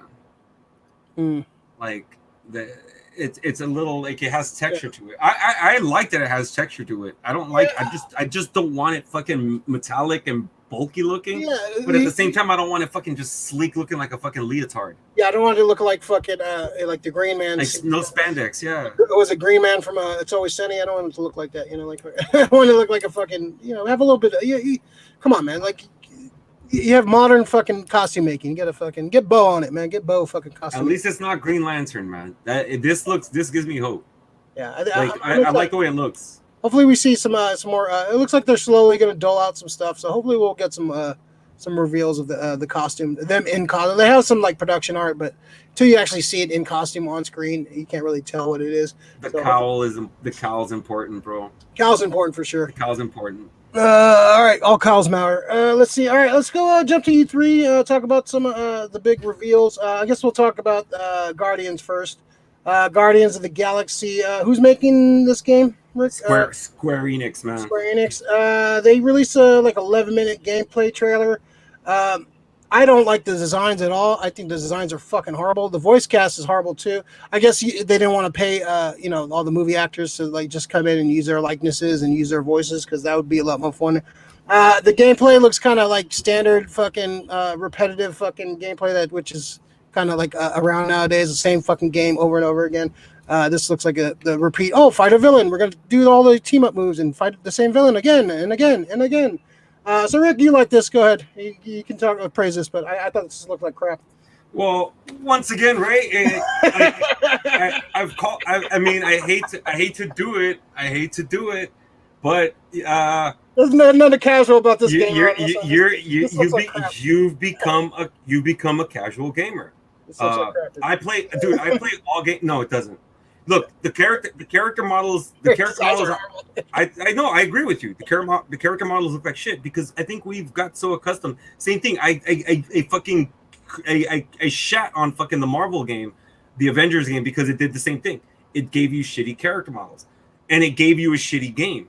This game doesn't look shitty, dude. As far as like the battle system goes, it looks damn fucking fun. It looks engaging. From what I've gauged from just like watching other people like look at the game after I saw it, there's like an overwhelming fucking positive response to this. I don't. And the thing is, honestly, you haven't played a Square. I don't know if you've ever played a Square Enix game. You've never played a Final Fantasy game. You've never played a Kingdom Hearts game. Never played Parasite Eve. I don't think you've ever played anything belonging to Square. So I don't think you. Because they all look like crap. That's why. Yeah, but I thought the you can say they're crap. I've seen you watching playing Final. They look good. You can say they're crap. You can say they're crap. I'm fucking with you on that part. No, but you can say they're crap. But they win games of the year. This company does a lot of games about the of the year. Niners, No, they win games of the year. They are legitly fun, immersive games that like they are. There's a difficulty factor. There's the high replay factor. These games are fucking awesome, man. Especially after I've played Final Fantasy, the remake. I wasn't sure about it. They took it to real life, combat system, real time combat system instead of the active time battle, where it's you take turns. It's not for everybody, but I will play a game based on a story and just keep playing. I watch series because I just want to get through it and find out what the endings, what's the culmination of this whole fucking shit you were trying to show me. Some games get me early. I'm very story driven. Like some people can't stand playing the beginning parts of like Grand Theft Auto because they'll drive around and just fuck with the cops for like half an hour, 2 hours, and they get bored and turn it off. I play the missions. I go through the game. I progress. I progress through the games. I try to finish the game. Some people get too easily distracted and just like play part of the game and then turn the game off. I keep chugging through. There's a lot of people that keep chugging through to hear the story. Square Enix, I will tell you, dude. I mean, if you get the game, I guarantee you'll have fun with it. The game's gonna look like shit at first, but the characters will grow on you. Square is so good at that shit. They know how to if Marvel and Square work together, if Marvel actually has like people like telling the story or a good storyline, this is gonna be a fucking awesome game because Square makes great games. Square makes great games. Yeah, I've never played a Square Enix game. No, they always look good. They always look good. Like, no, I'm always impressed with how the Final Fantasy games look, and like a lot of their games. But I don't like the way this game looks. This game doesn't look. You know what they try to do? They tried, and this is the problem. I think that the Marvel Cinematic Universe just paid these fuckers the money, dude. The looks are so iconic now. And they're trying to pull even pull in the comic book designs. They try to like mishmash some of the designs like from they want to be, because the thing is everybody when they try to take it, when this is the thing about movies and games, when somebody grabs a property, they want to put their spin on it. These are hard designs, yeah. Like I don't like it. Quill looks fucking like Quill looks generic as fuck. Like Drax looks fucking generic. I like Rocket. That's about it. Yeah, I don't like the little beard thing. The rest of him looks cool. I don't like the little beard thing. That takes me out of it. He looks like. Yeah, I like the beard thing. I like Groot, except some parts of his face look weird and animated. You can't really fuck up Groot, but the fucking tree. Yeah, if you fuck up a tree, you're an idiot. But the battle system in this. Yeah, that's what kind of worries me. No, it is. You've never played Final Fantasy. Just feel like you're just gonna jump around and shoot. Dude, that looks. No. It looks like a squad-based game. It's about controlling your whole squad. It's gonna be a lot more intricate than you just saying do this, do that. You're gaining favor with people. I'm not a big fan of these kind of RPG kind of type games. For people who want to play a good story game, I'm telling you, dude, it changes your like you've never. I don't think you've even played a Mass Effect game. Mass Effect is an awesome storyline and made by the same people who made Knights of the Old Republic. That's why I buy certain games based on who's making them. Like Knights of the Old Republic, anything that BioWare did, I would pick up. Jade Empire, an amazing game. Once I tell you guys, I play every single type of game. I play puzzle games, RPGs, shooters, games of the heart. I get tired of like sports games because all they do is they rehash the fucking next game. It's the same game with the little bells and whistles in a roster. So I've stayed away from sports games probably for the last 15 years. I still have my FIFA 2018. I still fucking. You know what? I lied. I haven't played a game in probably 4 years. FIFA's probably the only game I was getting. And that one holds up. Like I just get I don't need the new players or whatever. I just want to play the game. You just want to play soccer. Yeah, I don't need new clubs. You know, I know very little about soccer, football. So, for Guardians, it's a thumbs up for me on this one. I'm telling people, grab this game if you're going to be if you're a PS4, PS5, and you want to be an immersive game. Definitely pick up this game. It's going to be a good game. Square's never left. I'm happy that Rick's happy. Yeah. Let's see. So we'll go through some of the games that they announced. We got Halo Infinite. I'm not an Xbox guy. I have the Xbox 360. That's the last Xbox. I had the first Xbox for a little bit too, but the Xbox 360. I'm a PlayStation guy, man. I'm more of a PlayStation guy. I do like the Halo. The first 3 Halos were great. They were fun times. You excited about a new Halo? Not really. It just looks like it's not. I don't think it's Bungie. I think it's somebody else. Bungie doesn't have. I don't think Bungie's doing this one. So that's a big Bungie was part of what made Halo great. So it's Bungie created fucking Halo. Bungie right now, from what I know, they're doing Destiny on the PlayStation, which is, I'm not sure if it's not exclusive anymore. That's my stripper name. Yeah, no. Destiny 2. Yeah. And Destiny is a fun fucking game. I'm gonna look up right now, but Halo Infinite, I like the idea of it, but I'm not gonna get it for I'm not gonna get an Xbox just to play that particular game. It's 343 Industries, Xbox Game Studios, so it's not Bungie. Yeah. So I'm always worried about somebody else taking over somebody else's game. Yeah, it could be. Sometimes it could be like a better. But most of the time, like when you take something that's like that and another company takes it over, they shit the bed. Like was it Arkham? They took Arkham Asylum and they switched studios, switched companies, and it just just didn't have the feel of those first couple games. Yeah, it's just all it takes is fucking just the production team to change, and they'll take the core part of the game, but they're gonna put their spin on it instead of an evolution of the game. It's their spin, and that's what fucks everything up. Next one we got Elden Ring. George R.R. Martin has contributed to the story. So this is like a Dark Souls games. Elder Rings. Yeah, it's called Elden Ring. Elden Ring.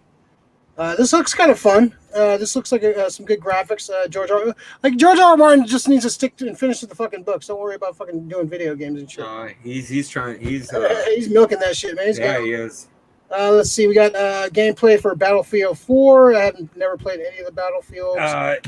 It actually looks pretty good. I hear good things about it. It looks hella busy, man. It looks like a lot of shit going down. Yeah, I'm not sure if I think I've only seen a Battlefield like that inside of the fucking Oasis when it comes to Ready Player One, but it looks super busy. I don't know how many systems are going to be able to take. I'm hoping the PS5 can take that fucking that load, because that's usually a PC game when you have that many things going on. Yeah, looks like this is like a real epic fucking battle for sure. Fuck yeah, dude. All right, Rick. Legend of Zelda: Breath of the Wild 2. Oh, dude, you're the resident Zelda expert. What'd you think, man? Oh man, this game, it looks fucking dope, dude. They switch. So there's always something with Zelda that there's like some kind of like an artifact or a trinket that kind of helps you out throughout the whole journey. And one of them is the ocarina, the other one is the Wind Waker wand. But now it looks like it's some kind of arm that gets infused. He's shooting fire out of it. He's jumping through fucking ceilings and going through floors like in some kind of like water kind of a thing. It looks weird. It still holds to looking like Zelda. The one thing that I found just fucking amazing, and this is from playing WoW, like one of my fucking favorite lands in WoW from the Burning Crusade expansion is one called Nagrin. There's floating islands above everywhere, and once you get your flying mount and you get up to these places, it's just amazing. And you see floating islands in this. I'm just wondering what kind of mechanics are they going to introduce? Am I going to get like a mount that flies, like like I don't know, fucking a magic carpet or a griffin Looks like you got that little like Fortnite fucking hang glider thing. Well, no, that's always a thing to go down. But how about to go up? I want to know how do you how do you go up to the next level? Like how do you jump up to the next level if the world looks fractured and the next temple is fucking 200 feet above you? And like how would you get up there? Like would you walk to the next mountain and try to jump off and like glide all the way there? I'm excited, dude. I fucking love Zelda games. It's just you get lost when you play Zelda. It's a good world to get fucking stuck in. I like the world of Hyrule, and it's fun. It's fantasy at its best, man. Yeah, I'm gonna start. I'm gonna play my first Zelda game. I'm gonna start with Legend of Zelda on Super Nintendo. The first A Link to the Past. Yeah, that's a good game. Yeah, I was gonna start with the first one on NES, but I was like, I kind of wanted to start on the Super Nintendo one. I think I'll probably dig that one a little bit more. So I've never actually played a Zelda game all the way through, so I'm gonna start with that one because I want to play some of these new Zelda games. I want to get into some of these new ones, so I do want to play some of the older ones just to kind of. Well, I know they're gonna release the Skyward Princess. That's the one Zelda game I didn't play because I didn't own. That was on Wii, right? That was on the Wii U. Okay. So that's the one system I didn't own. So I went from the Wii to the Switch. So no Wii U for me. And I just missed that game completely. They say it looks beautiful. Yeah. But so some of those Zelda games are fucking hard, man. Once you get to the Mask of Majora, you're gonna be pissed. What's your favorite Zelda game? It's probably Ocarina. Ocarina? I love Ocarina. I think it was my buddy Andrew said the same thing. I think Ocarina was it's Ocarina, yeah. Or Mask of Majora, one of those. Mask of Majora is fun because it's so fucked up and it's very difficult. But Ocarina is fucking sick, dude. Yeah. I'm trying to think of what's the other. So Wind Waker's good too. Wind Waker's good though. Can I skip the first the Nintendo one? I think you should honestly because that game is fucking frustrating. Yeah, that's what I hear. Like, it's not a good one to start off with. So I'll start with the Super Nintendo one, and I kind of maybe Super Nintendo one's more involved. The other one is like you're legitimately questing, and that's how I got started on RPGs. Was that Legend of Zelda because Legend of Zelda 2 is very different from Legend of Zelda. It plays more like an RPG. You got to kill shit to fucking get XP. Now you're fucking stronger. You can equip more weapons. But yeah, it's every game evolves. But fucking Link to the Past, great game to fucking start out with. It's like Legend of Zelda, but better. Like it feels right. It feels like a Legend of Zelda game. It's hardcore, dude. Yeah, I like it. What do you think of this Avatar Frontiers of Pandora? It's Ubisoft. Yeah, Ubisoft is not the best track record. Dude, they show the actual gameplay or just like the cutscenes? It's just cutscenes. Just cutscenes. Yeah, it doesn't look. I'm kind of like this Avatar thing is going to be like we're going to get inundated with Avatar shit within the next fucking few years because all those they're going to release 5 fucking sequels. I'm kind of already over the Avatar shit already. It hasn't even come out. Like Avatar, man. I like Avatar, but it's Ubisoft, and Ubisoft does make good games. Yeah, but they're not 100%. No, they are not. If they're good, oh man, they're fucking Game of the Year candidate. But if they're bad, oh, you're gonna be pissed. You're not gonna you're gonna be. The thing is about games is they're fucking $70 now, dude. So you're shelling out money for fucking a game, that's after tax and everything. It's close to $70, like $67 or some shit. So it's still you're selling out a shit ton of cash for this shit. You don't want to fucking shell out money on a shit game. I know a lot of people who keep buying games. I'm like, dude, stop buying shit games because you only play them for fucking a week and then you figure out it's a shit game and then you're like, oh, I don't want to play it. Let's see, Laura. I still have a bunch of those PS2 games left. Oh my God, Rick! It said Zelda. Everyone drink. Mm-hmm. I'm telling you, once that game comes out, it's gonna be my fucking pull list like for about a week and shit. It's gonna be what was it? What was the one you were playing for fucking never? Breath of the Wild, dude. You know what? That's the thing about some certain games that I leave them right where I'm at. I'm ready to finish them. I have everything, and I'm ready to finish the game. But I'm not ready to say goodbye to the game yet. So I don't. Same with Mario Odyssey. I don't want to finish it. Yeah, I have a few things. I'm pretty close to the end, but I'm like, I don't want to finish this just yet. So I'll revisit that at some point. Yeah, there's those games, man. Let's see. Metroid Dread got an announcement trailer. This is going This is going like 2D, right? Is this going? Okay. Yeah. I wasn't a big fan of the first person Metroid games. Like, they look cool, but I kind of wanted them to do something like where they like kind of blend those two, kind of like doing like you do some side scrolling, do some first person. What was the game that did that recently? Like, it was kind of like with Mario Odyssey. They kind of did that. Like the certain section would be 2D, certain sections. Oh, sections, yeah, first person. Yeah. I love Metroid. I was playing the Super Metroid, and I went to the wrong thing, and I fucked up my game, so I have to start all over again. If you fuck up in the wrong place, yeah, I fucked up. I forgot to get one fucking thing, and I fucked up, and just now I'm stuck, and I can't. Now I have to fucking start the fucking game, so I haven't went back. I was doing pretty well too. I just got to one point. I was like, ah, damn it, I forgot to do this one thing, and so fuck. So yeah. So what do you think of this, man? Are you excited about Metroid Dread? I mean, of course, it's a Metroid game. I was hoping that it would bring back the Metroid Prime first person. I'm not a first person shooter fucking fan anymore. I'm so over it. It's just they're not fun anymore. I guess it's just me as a gamer. It's like it's instant gratification to fucking just shoot somebody over and over again. Whatever. You're killed. I want a little strategy to it. I don't want to. Yeah, it's just it gets boring. Yeah, it gets boring. People care about their kill death ratio, and I'm like, that's all they talk about in chat. You have fun? Like, no, you only care about. Yeah, no, you care about your kill death ratio. Because that means so you're not going to contribute certain games when we're losing.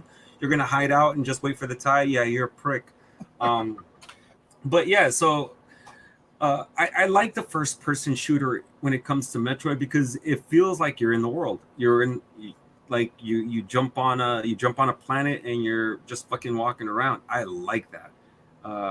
Like you just fucking step into something, all of a sudden your fucking suit's just like flashing like different colors. Just like, am I stepping in something? Oh shit, my power's going down. Looking for certain, it just makes it harder. I think 2D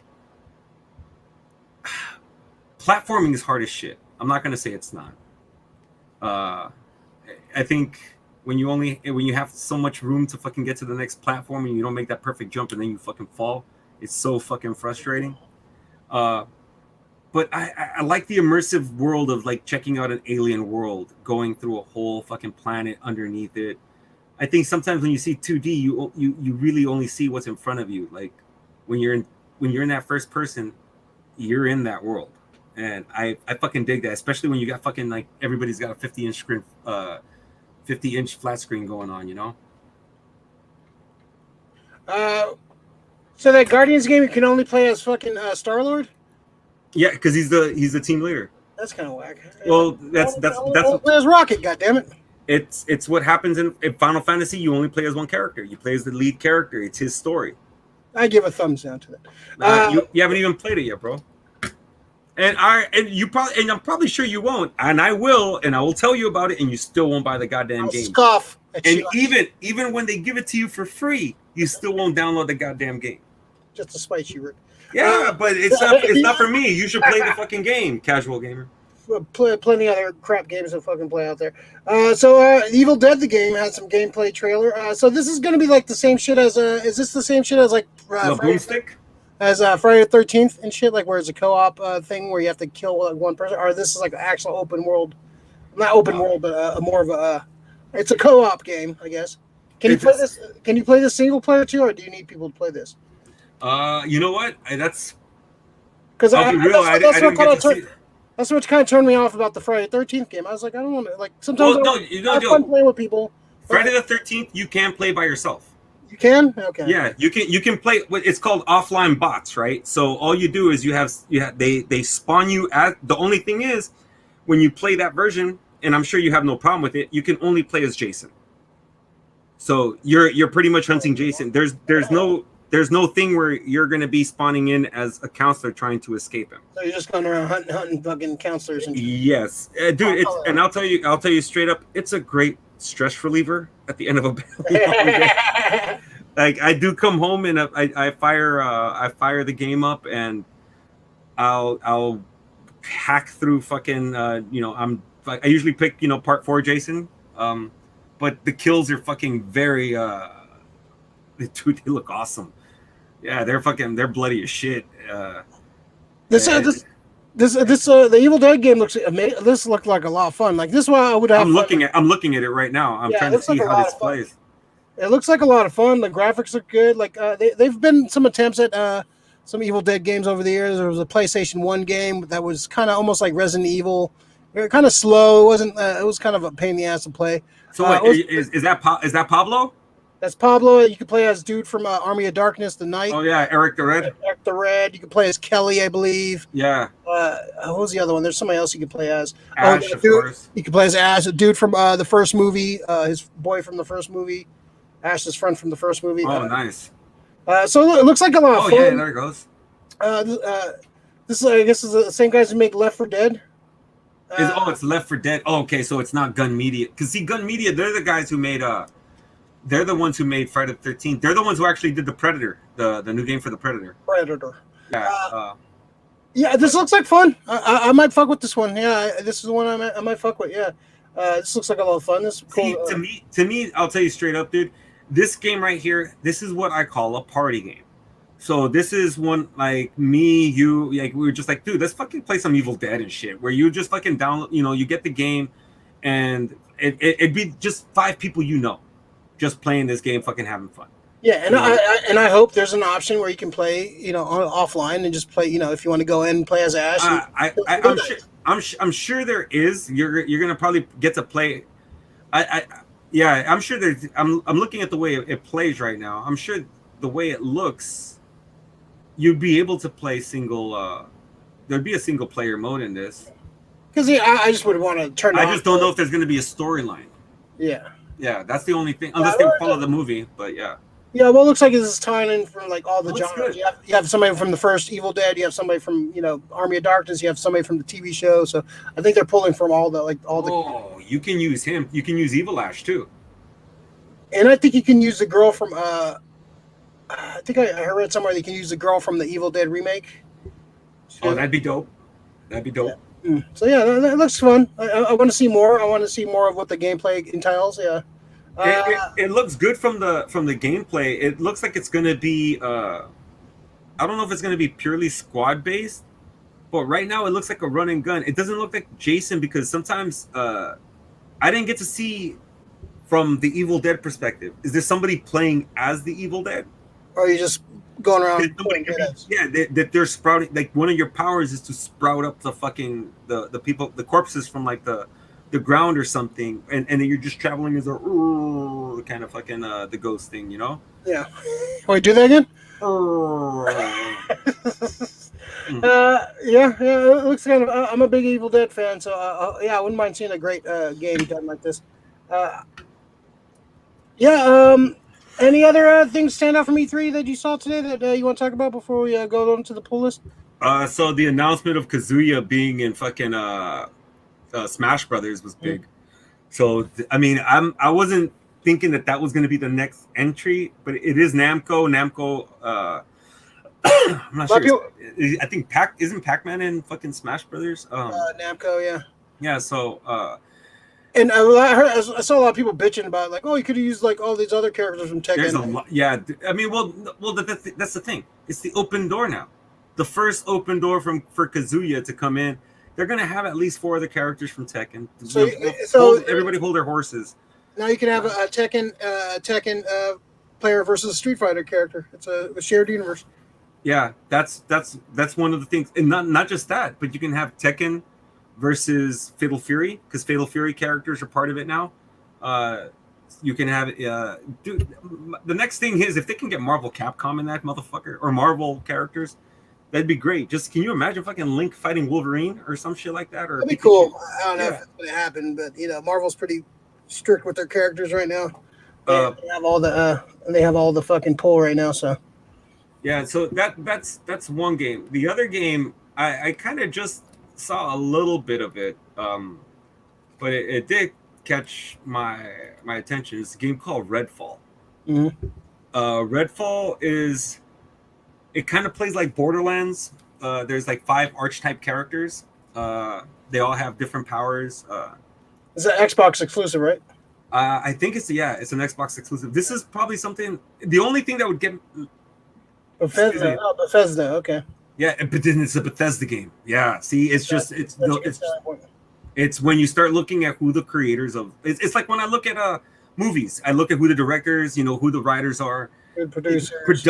Production teams are fucking huge, dude. I mean, I will follow. Bethesda's a great. They make pretty good games. They fucked up in some games. They went too they thought too grand and they couldn't reach what they wanted to do, and the game failed. But they think big, which I like. But this one plays like Borderlands meets Supernatural. So you're fucking fighting like it's an army of vampires running at you. I'm not sure if their werewolves going to be in it, but they were saying a lot of supernatural shit. I just like the idea of like you squatting up, and because it's a big emphasis on squad based games. So you could play it by yourself, but if you're playing by yourself and I see you playing, I could jump on and just join your game, and then run with you with my character. So we could probably both be vampire hunters, but we all look, we build the character differently. I just thought it was just super interesting because I'm a big fan of the Borderlands series. That's one of the few shooters I do play because it's a squad based cooperative game. So if you're playing and I'm playing, you can join my game, and the game scales either to my difficulty or to your difficulty, depending on what we're doing. So it's a pretty sick game, dude. And Borderlands is, but if this is anything like Borderlands, it should be pretty dope. All right, right on. All right, so some good E3 stuff. That looks like some fun stuff's coming out.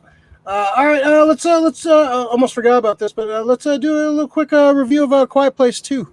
I saw this Sunday night, and you saw this last week, Rick? I saw it last week on Thursday. Okay. Yeah. We'll do a quick little non-spoiler review, and then I guess we can talk a quick minute of spoilers, and then we'll go jump to our pull list. Try to get out of here at a decent time. But all right, so Quiet Place 2. I actually really dug Quiet Place 2. I actually kind of like it better than I did the original. I thought the original was okay. I just didn't stick with me. Like this one kind of stuck with me a little bit more. This one's a little bit more memorable to me. I thought the acting was great. Cillian Murphy's in it. I thought he was a great role. You kind of think his character is going to go one way, but it doesn't. He turns out to be, his character was great. I thought the kids were great. The girl, the main girl in it was really good. She's actually Death in real life too, right? Yeah. Yeah, she's a great. I think she's going to have some good acting roles coming up in her life. So I'm glad she's got some representation there for the deaf community. But I thought she did a great job.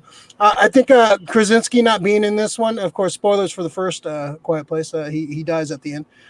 So him kind of just focusing on directing, I think, really helped this film a lot because he's just focused on directing this movie. I thought the actors were great. I thought Emily Blunt was great. Some of the stuff towards the end got a little predictable, but it was kind of okay. It looked kind of convenient in certain respects, but I thought it was a fun movie. I thought it was the effects were good. The tension was good. It was shot really well. I thought some of the flashback stuff was good. So Rick, non-spoiler before we talk any spoilers, what'd you think? Dude, I liked it a lot. I got to see it in 4DX, and maybe it didn't really translate for 4DX, but the movie itself was fucking great. Suspension is great, dude. The opening sequence, because if people who watch The Quiet Place, it starts like I think like on day 68 or somewhere like in the 50s, 40s, and it goes into like the 100 days, but this is day 1, and it was interesting to see how they handled it and what was going on and how it started. How it all started, how quickly it fucking just escalated, because it escalated pretty fast. Like the first movie, things escalated pretty damn fast, in that flick. So yeah, not to be outdone, fucking Quiet Place 2 definitely just jumped off pretty good from the get go. I fucking love this movie, man. That's good. I'm surprised because this is from Kaczynski. So sometimes when I hear like fucking people who want to make these movies and shit, like, oh, Krasinski's, oh, the guy from The Office is making a horror movie. Ooh, you know, Danny Green's or Danny McBride's making fucking Halloween. Ooh, they're shutting me the fuck up, dude. They have as much passion for what they want to do, and talent is talent. Krasinski can direct, straight up. He's got an eye for telling the story. I look forward to him like probably doing something else, directed by or written by somebody else, not something like original. I can see him like fucking just like taking over shit. He's really good, dude. In this, like you could just see how he tells the story. It's great. Yeah, he directs really well. I'm excited to see more from him in the future. So do we talk any spoiler stuff? You want to talk any spoiler stuff? Or are we? No, you know, it's still a little new. Yeah, I think go see it. I want people to watch this movie. Yeah, go see it. Go back to the movies, guys. Go back to the movies. Yeah, go back to the movies. More theaters are opening up. Yeah, it was nice to see it. No, this is my third movie back.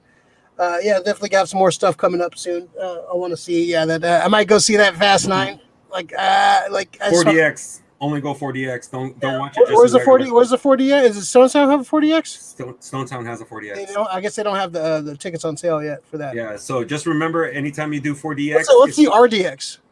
RDX is the one that goes around. That's the one that goes around. That'd be kind of cool to check out too. Yeah. So the 4DX, just so you know, when you're trying to buy seats, every 4 is a pod. So don't buy seats 3 or seats 4 and 5.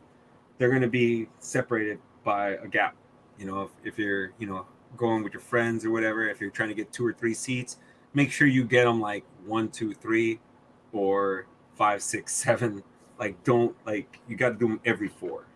So for the 40X there, at least that's Stone Sound.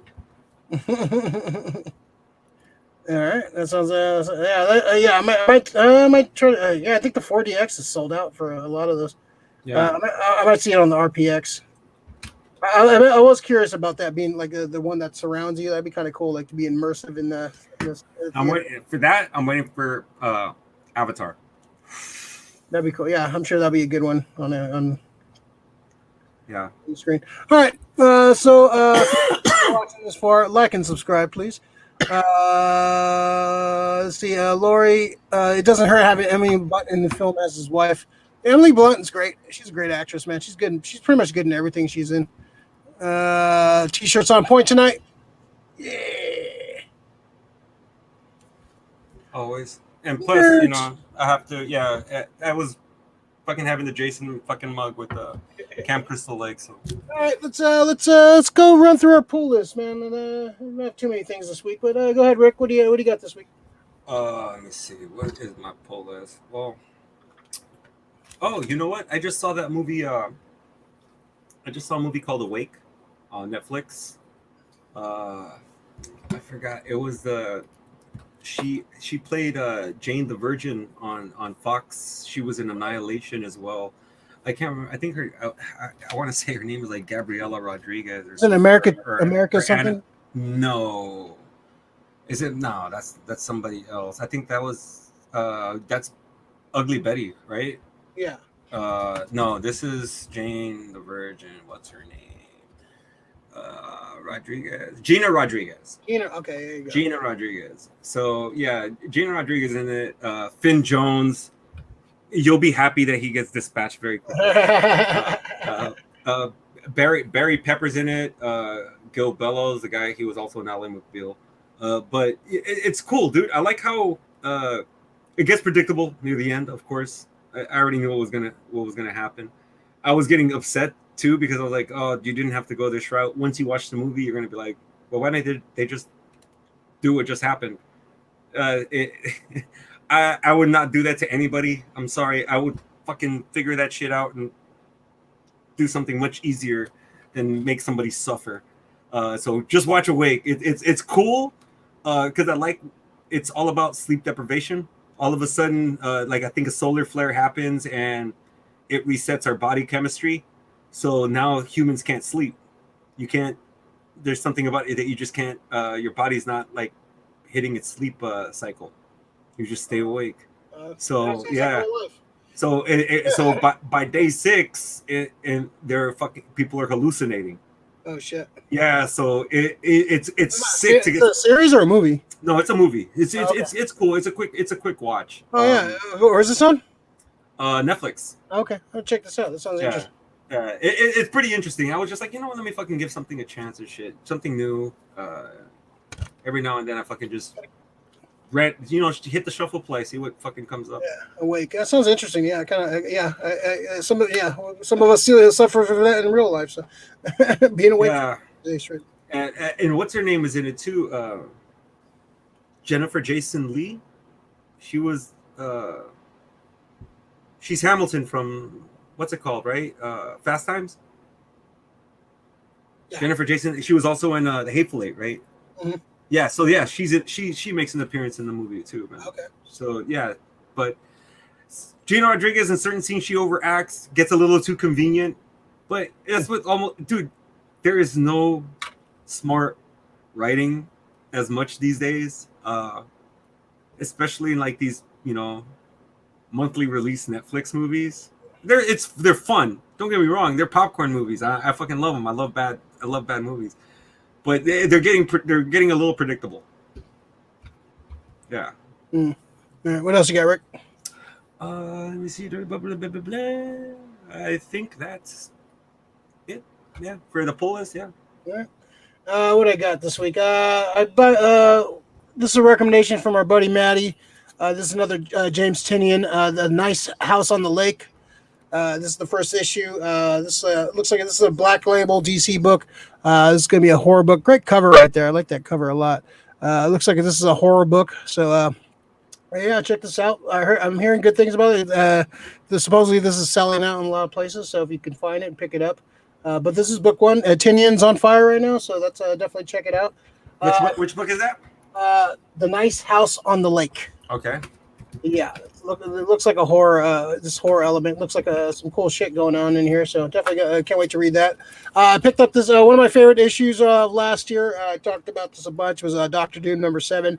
So I picked up this a variant cover of this. So it's the Marvel Zombies. That's dope. Doom variant right there. Thought that was a cool cover. Definitely one of my favorite issues from last year. So it was cool to find a Marvel Zombies variant right there. But cool. Doom revealing to move his mask to reveal a zombie. I also picked up DC Pride number 1. So it's kind of like a celebration of all the LGBTQAIA characters. It's a mouthful. That's a lot of letters now. That's a lot of letters. So yeah, DC Pride. Yeah, Jim Lee did the cover. I dug the cover for sure. So yeah, DC has a pretty good amount of characters. Jim Lee's an awesome fucking artist, man. Yeah. So the book looks interesting. I'm glad they're getting some representation. You want to see this kind of year long, and they have some great characters, and some of the characters they kind of like forced into that. Like they have such great characters already. They don't need to like shoehorn that into existing characters like some other companies have tried to do. Just make new great characters. You don't have to. Midnighter's one of the sickest characters. I fucking love that dude. It's a great example, man. Like he's just a great character. Midnighter's a great character. Doesn't care what his orientation is. He's just a badass character, and he's a new, new. I guess not new now. He's been around for like fucking 20 years. But that's a great example. Like he's a great character, and you can just run with that. Run with the characters. They wrote him well. That's what happened. Like why isn't Midnighter in a movie? Like come on. He's a badass character. What else did I pick? Oh, I picked up so my first merch from the Robert Pattinson. I saw this. I guess they're starting the campaign, the campaign for stuff. I picked up the Batmobile. Only thing worth getting. Yeah, pretty much. So it's kind of cool to see the Batmobile up close. That's going to be. I'm digging it. I like the Batmobile design. It's kind of got the late 70s, early 80s Batmobile kind of aesthetic to it. I'm digging it. So, like Rick said, this might be the only merch I get from that movie. Pretty sure until they prove you until they prove. Until I watch it, and they're like, "Oh, that was great." And right now, I'm not too juiced on it right now, but yeah. So And of course, I finished DuckTales. It was amazing. Such a great fucking show. Let's see, Lori. They had RDX at Comic-Con for Batman versus Superman trailer. It was pretty epic. Yeah, I've never seen a movie on RDX, so it'd be I want to see something in RDX. Yeah, I'm pretty excited about that. Lori, fatal insomnia is a rare prion disease that interferes with sleep and leads to deterioration of mental function and loss of coordination. Death occurs within a few hours to a few days. Sounds like a fucking hoot. Yeah. Nice to see DC being inclusive, especially during Pride Month. They've been inclusive. Yeah. You know, it's just people don't know most of those characters. Like, people don't know about Renee Montoya. You know, the Question. Yeah. People don't know about Batwoman. Batwoman. They're not Wonder Woman, and they're not Batman. But they've made other characters that people are just like, if they don't recognize the name, they're just like, oh well, it's not Batman. It's like, so that's what you want. You want us to change everything just to appease, and that's not cool because there's already existing characters, you know, that are awesome. That are awesome. Awesome. All right, let's jump to the hidden gems. Hidden gems is something. One more thing. Go. Just to address a question that we had last week. Movies on Netflix. Go ahead, watch the Trial of Chicago 7, Old Guard, starring Charlize Theron. Dolomite Is My Name with Eddie Murphy. Mowgli is pretty good. It's the take on the Jungle Book by Andy Serkis. Babysitter. The Babysitter was my next one. The Babysitter and The Babysitter 2. Gerald's Game is a good Stephen King flick. I like that one. And probably the movie that I've watched the most out of all of these, and it's a fucking gem. It's the one you told me, A Small and Futile Gesture, right? That's probably my favorite. I fucking love that movie. I can watch that movie over and over again. Yeah. I want to buy that on like Blu-ray. Like it's hours if it's on Blu-ray, but it's that great of a movie. Yeah, so I want to. And don't watch The Irishman. Yeah, no. Yeah, Irishman. That's just people want to love that movie because it's Scorsese and they think they have to love it. I want to like it. It's just it's the story's good, but De Niro's old ass takes you out of it. De Niro's old ass, and that movie did not need to be 4 hours. Not 4. You know what? If you're gonna make a 4 hour, they could call it a director's cut. Just make a miniseries if you're gonna do that. Like it did not need to be 4. Very true. Yeah. Awesome. All right, so let's jump into the pool list. Pool list is stuff. Oh, not pool list. Hidden gem. Hidden gem. I got my insomnia going. The hidden gem. Hidden gem is stuff. Show and tell. Guess show and tell. You just show off some of your cool shit from your collection. Rick, what's your pick this week? So you already mentioned something earlier about it, dude, and I didn't want to blow my wad too soon. So, Evil Dead, the original, of course, and this is the Steelbook. I don't know if you have this one right. Yeah, I'll tell you my thoughts on the first one. Well, I already know your thoughts. You prefer the second one. Yeah. This first one's great, but I saw them all out of order. I saw Army of Darkness, then I saw Evil Dead 2, then I saw Evil Dead. So yeah, kind of a bad way. If you're new to Evil Dead, watch them from the beginning because it'll probably be you'll appreciate it a lot more. To me, this is I like this one over 2 because 2's a little bit more slapsticky. It's a little bit more the horror comedy. This is definitely a little bit more horror and gore. I love that it feels like a student film. It doesn't feel like it had a budget. He did what he could with what he had, and this is what movie making sometimes is. This is why I think movies are magic. It's when you can make something on screen that's not supposed to be there just look so fucking natural. Evil Dead, to me, it scares it. I think I saw it when I was probably 11 or maybe about 13, 12 or 13. 30. Yeah. in 1930. But yeah, this just look at the fucking image of Ash. Somebody just like he's having the worst night of his life. And pretty much with the whole fucking the way Evil Dead 2 and Army of Darkness, he's having a really bad week like Fieldy is right there. It's a pretty bad fucking week. Ash is one of the fucking greatest fucking heroes. He's like, I think he's his own character, his own category of hero. Like Jack Burton falls in line with he's an Ash type character. You know, And I don't think we have too many. Every man fucking And we don't have to. And the funny and the guy who's just funny, but he still gets over. Yeah, you like know? John McClane, like kind of how he's a cop, but still he's just like a regular Joe Schmo cop. He's not but even John McClane is a little. He goes too super cop to me sometimes. Well, and shit. He did later in the fucking. Yeah, but I think Evil Dead, Sam Raimi, for people who enjoy the Spider-Man movies, and I can't stress enough, guys, that when you guys and especially for younger crowds out there, I know you guys know who Spielberg is, but if you haven't like dug into his backstory or his back catalog, or guys like Raimi, if you guys haven't dug into their back catalog, you guys are really missing out. These guys get their start somewhere, and usually that starting movie is, you can see everything that they're going to be doing and that they've been doing well for fucking years in that one fucking movie. I think the shot that I think I love here is that one close-up shot that he fucking gets on like Ash after he comes off from the door and it goes just like right to his face. That's the shot that he's been using like in Spider-Man 2 with the tentacles and with the nurse screaming and how it comes off. He's still using the same camera tricks and it's fucking awesome. Like, yeah. It's fucking great. So yeah, Evil Dead. Make sure you guys watch this one. It looks old, but watch it. What was the title of the movie on Netflix? Futile and Stupid Gesture. A futile and stupid gesture. That's what it is. Yeah, it's the story of the National Lampoon, how they Doug Kenny, how they got started with the magazine, how they transitioned to the movies and stuff. And Doug Kenny is just a fascinating fucking character, man. Great. And all the people he jump started is amazing, dude. Yeah, there would pretty much not be an SNL without Doug Kenny. National Lampoon. They pretty much without uncredited. Pretty much he basically Lauren Michaels pretty much stole all the fucking National Lampoon guys and started SNL.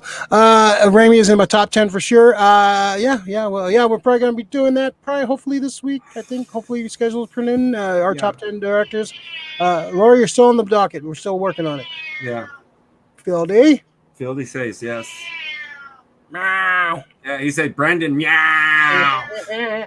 Let's see. All right, so I'm gonna my hidden gem for this week. We talked about the great Charles Grodin a couple weeks ago.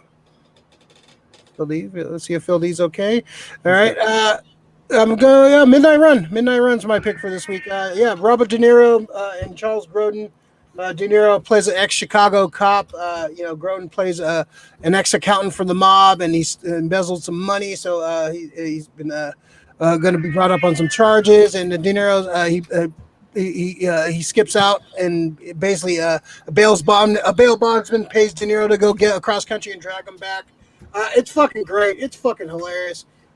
De Niro's badass. Grodin is fucking so hilarious in this fucking movie. It's a great cast in this, man. You got Dennis Farina, Joey Pants is in this. John Huston is in this. Yaphet Kotto's in this. Just a great directed by Martin Brest. Just a great movie, man. Martin Brest, of course, directed the first Beverly Hills Cop. Just a great movie, man. I love this movie a lot, man. I was laughing. I was just having a good time with this. I read a couple. I think something popped up on my feed about Charles De Niro made Grodin wear like real cuffs on his hand because more dramatic and shit. So Grodin had scars from that movie from the cuffs on his hand, still. Had scars for the rest of his life on that. But their chemistry is so good, man. It's just great. Yaphet Kotto's fucking hilarious in this shit too. Was it Agent Moses? It's just a great fun movie, man. It's just pure 80s, 1988, man. It's pure fun, man. This is a great fucking flick, man. I haven't seen this movie probably since the 80s, man. So getting to revisit this movie was great, man. It's fucking great. Great movie, Midnight Run. De Niro, Grodin, just hilarious. Great fucking chemistry. Great laughs, laughing out loud, a lot of shit, man. Funny. Grodin's just fucking so good in it, man. He just plays such a fucking cold, calculating, but funny fucking character, man. It's just so good. Great flick. Highly recommended. Let's see. Chris, Kaiju Fury. He's a monster. I'll get my list ready. Yeah, get your shit together, Lori. For real. Get your shit ready. All right. Man, that was a fun show. Covered a lot. Goddamn. I'm exhausted. It was fun, man. I'm glad we didn't have a fucking guest on this one. This would have been like 4 hours long. I mean, we did have a lot to get through on this, man. Yeah, let's go. Yeah, all right. So yeah, we got Loki post show tomorrow. Come check that out with Sarah and Nip, 10 a.m. Rick, you got some final thoughts before we head on out of here? Yeah. That's not convincing at all. No, it's just I know there's going to be a lot of people out there going to places without a mask. Just honestly, be responsible. If you don't have your vaccine, please mask up. There's a variant out there now, so I mean, you might get that shit. So apparently, some of the vaccines are good against the variant, but whatever. It's just gonna be nice to see everybody's fucking smiling faces again. So I look forward to it getting to some normalcy. And yeah. By the way, Ray, just so you know, I'm not gonna ruin anything. Watch your Giants highlights right now. Oh shit! Yeah, huh? Tom Williams is there, so that's good work. Yeah. Lori, all French directors just to fuck with Rick. If you bring the fucking red balloon, I'm gonna be pissed. Shit, Giants win! Wow. Yeah, they're on fire, man. They're on fire. Oh, not just they won. Go back, watch the highlights. Oh shit. Yes. Oh man, all right. Yes. Oh, Grand Slam! Wow, Posey. Wow. All right, definitely gotta watch the highlights of that. Yes. Cool. Yes. All right, well, they end on a positive note. There you go. That's my hidden gem for the week, the Giants. Yeah. All right, awesome. Very cool. All right, cool. So, yeah, look out for some more fun stuff from us. We've got working on some videos, so we'll see. Oh, shut up. So we got some fun stuff planned for us. Like and subscribe to the video if you made it this far. Sub to the channel. Turn on the notification so you know when we're on. Follow the Instagram, the Facebook, and the Twitters. Oh wow, that was a fucking bomb! Wow, bottom of the splash hit too. Wow, nice, beautiful. It's like one of those. He's got to be MVP this year, man. Dude, these are the moments. What is it? The fuck from the Sandlot? Heroes get remembered, but legends never die. That's a fucking legend moment right there, man. Buster Posey. At one point, I said he wasn't going to go to the Hall of Fame. He wins his MVP this year. He's a Hall of Famer. Yeah, he's guaranteed. No doubt about it. Here's Mike, Pinball Mike. We got to have you on the show soon. We got some video game. We got some pinballs and arcades to talk about. Lori, stay safe. Stay safe still. Yeah, until next time. Yeah, people, wear your mask if you're not vaccinated. And if you go into an establishment that says they have to wear a mask no matter what, don't be a dick. Respect. Don't give them shit. Yeah, carry around that mask, put it in your pocket. And yeah, if you need to put it on, throw it on. If you don't, and you don't want to abide by a personal business's fucking rules, don't go in. Don't establish that business. All right, everybody, be safe and have fun. Get out there and hug your friends and see your friends and fucking have a fun summer. Let's have fun this summer, man, because we don't know if this is just gonna happen again. This might happen again. I don't know. But everybody be safe and be cool and be nice and let's have a good summer. And I'll see you guys next time. Crystal Lake.